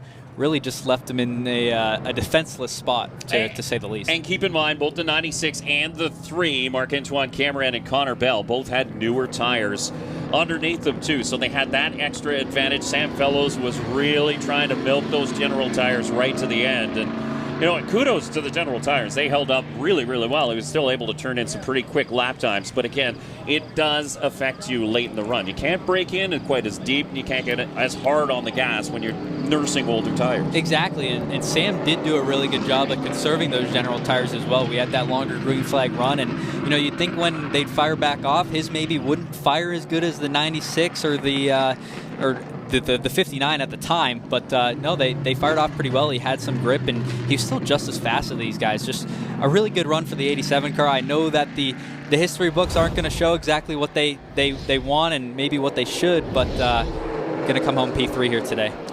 And really, from start to finish, this one was exciting. You saw early on 3 wide as Sam Fellows went to the inside in turn number 3, and that pushed the WeatherTech number 47 of LP Dumoulin back down the running order. And then we had some major issues, several of them causing red flags. One was for the 84 of Larry Jackson. Another big hit for Ryan Clute in the legendary motor car number 52, and that's a concrete wall. That's not a tire wall, and it was a big thump up in turn number 3.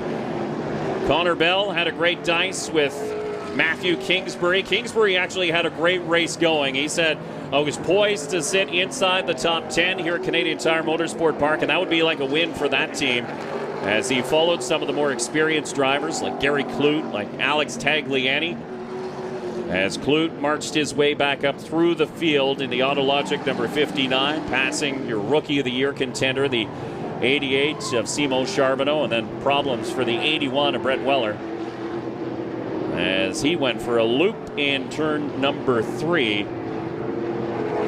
Some passing between the two GM Paillet cars. Marc-Antoine Cameron needed that pass. Again, Andrew Ranger came into this one second in points. Ranger eventually coming home in 5th, but then it was all Sam Fellows at the front. And then another late race caution on the 98 of Malcolm Strawn. But uncharacteristically, we saw a lot of major incidents in this race. There's where the Duro King Chevrolet ended up in the tire wall in turn number 8. And here's the pass for the lead. And eventually the win for Marc-Antoine Cameron. A wiggle out of the 87 after a contact between the two. And here's, again, more contact that puts the 87 back into 3rd spot. Connor Bell up into 3rd. But uncharacteristically, there was a lot of carnage in this race. There was. And, I think a lot of it was the handling of the cars changing so much throughout the event. We had those long red flags. We had those long cautions. And a lot of that builds up. These drivers get a little bit excited, and it leads to incidents like that. And some of them were for failure, too, as well. Obviously, the right front tire on the 98 car going down. But, a lot of big hits in places where we may not normally see them as well. Yeah, for sure. Turn number 8 swallowing up a couple cars. And again, that's a place we haven't seen a big hit in several years, as a lot of the fans trying to make their way across the track into the paddock area. We can tell you the 59 of Gary Clute, after cutting down that left rear tire, he did come home in 9th position. Let's head trackside to Todd Lewis, who's standing by with another Pinty's Pit Report. Wow, what a drive by Marc-Antoine Cameron. He sweeps the 2025 season here at Canadian Tire Motorsport Park, takes another step towards a championship and potentially the first NASCAR Canada Series driver to go back-to-back in championships. A hug for his crew chief, Robin McCluskey. We talked before the race about what would you do on the last lap if you were in a similar position as the spring. It kind of played out the same, didn't it? Yeah, same thing. The 87 was like, I don't think he take tire because the last 2 laps, he was like crazy slow on high-speed stuff, and when I jump on in, on 5A, it was almost stopped. So I was waiting until maybe to do the move on corner 8, but I did it on 5B. It was a little bit wide. I just punched him a little bit on the 5B, and really happy for the team. Good point for the championship. What a great win for the GM Paillet again. Terrific win here. A couple of words en français for your fans, please. Une belle victoire encore une fois. On a eu une bonne bataille. On a été patient toute la course. Un petit bump and run sur le 87 à la fin. Je pense qu'il n'a pas pris de tard parce qu'il était vraiment lent dans les derniers 2-3 tours, surtout dans les vitesses, dans les courbes à haute vitesse. Puis j'ai donné une petite tape dans le 5B pour gagner la victoire. Vraiment content pour l'équipe GM Paillet. Marc-Antoine Cameron, winner for the 5th time at Canadian Tire Motorsport Park. Big smile, and there is the congratulations from J.C. Paillet, the team owner, and hugs all around as the party starts in Evernham Victory Lane here in the NASCAR Canada Series, as the campers start to get packed up here to cap what has been a wonderful weekend for the NASCAR Canada Series here over the Labor Day long weekend at Canadian Tire Motorsport Park. Mother Nature has graced us with some perfect weather. It's not been too hot, not been too cold, but it has been beautiful sunshine all weekend long, and the competitors have treated the fans to a great race on track as well. And one of the drivers who made it exciting in the last corner, making it up to 2nd spot, is standing by with Todd Lewis, who's standing by with a Pinty's Pit Report. Wow, what a drive for Connor Bell once again. It's not a win as you had in your debut, but a tremendous drive, another podium finish. I think you're liking this NASCAR Canada Series. Exactly. It's been a lot of fun so far. We had a great race. Unfortunately, on the first red flag, we lost the clutch in the car. So we had to get a push from the truck a couple times on those red flags and in the pits. I didn't think we could still race without a clutch, but we made it work. And yeah, thanks to the guys in pit lane. We had great strategy, great calls, great car. Thanks to the guys at EHR. And yeah, this wouldn't be possible without the Diamond Foundation, East Rock, PEX, Nepean Building Supplies, and a new sponsor for this weekend, Comcant Kamori. Tremendous run for Connor Bell. Second place, runner-up finish here at CTMP. Big smiles for that young driver. And again, the search is on for more funding. He'll try to piece together more races as he possibly can. But there's a driver with a bright future in the NASCAR Canada Series for sure. Yeah, definitely. Can't complain with the first and second in your first two starts. So I think we're probably going to see more Connor Bell heading into the 2026 season. Absolutely. So one of the drivers who is hoping to step on the top step of the podium today and had possibly one of the best opportunities will settle for his career best finish, but he's standing by with our Todd Lewis, who's in the pit lane with our Pinty's Pit Report. Yeah, Sam Fellows is here, and I know it's great to celebrate best ever finish in the NASCAR Canada Series, but you wanted that win, didn't you? Yeah, I think that was our win. I'm just so proud of the team. It's emotional just to do so well here. It means so much to me, this track. And as far as I'm concerned, Mark's one of the best drivers in the series. And he can pass clean, and he decided not to. And I think he's better than that. So, you know, I can sleep well tonight knowing what we did today was I'm pretty proud of what we did today, and thanking all our sponsors, AER, Polysleep, Novus Auto, McDougall, Mob One. I love racing, and I get to do it because of those people, so appreciate them a lot. Congratulations. Great run, Sam. Thank you so much, Todd. Thank you. Sam Fellows, podium finish, but yeah, a little disappointment as well. And there you can see a hug from proud dad. You can see mom, Linda, just standing right off to the side there. But Ron Fellows has played this racing game a long time. And, yeah, they're shaking their head. They're disappointed. But equally, they have to be proud to be standing on top of the podium. Yeah, you know, you hear the emotion in his voice, of course, to come so close to winning one and get it taken away like that. I've been in that position. You know, it hurts, but you gotta lose some before you win some. I think this is good momentum for Sam heading into next season. Come back to Canadian Tire Motorsports Park. I think this builds a lot of confidence and shows him that he can do it, and you know he can bring home one of these wins in the near future. He led a lot of laps, and he really controlled the pace of this race through the middle part of it. Will be credited for leading the most laps in this event, and important for that team is that he comes home in one piece. He does finish this event as that driver, and that team has seen a lot of torn up equipment here in 2025, but it's a car in one piece. They can polish it for the off season and come back next year, but this season not done. As you take a look at the race results, we talked to the top three, and there you can see DJ Kennington just outside the top five, Andrew Ranger a fifth place finish, and LP Dumoulin a good rebound in eighth spot. Yeah, absolutely. We saw him dive off into pit road there that one time. Still wondering if he might have had an issue there or whatnot, but overall able to rebound to another top 10 finish. Simon Charbonneau, a solid top 10 here today as we go through the rest of the finishers. Jack Polito, his very first start in 12th, and Trevor Hill, another one making his first start in 14th, so they can leave holding their head high. How about Glenn Stiers? A 15th place finish for him. That's a great one. Absolutely. Another great finish for Glenn in top 15.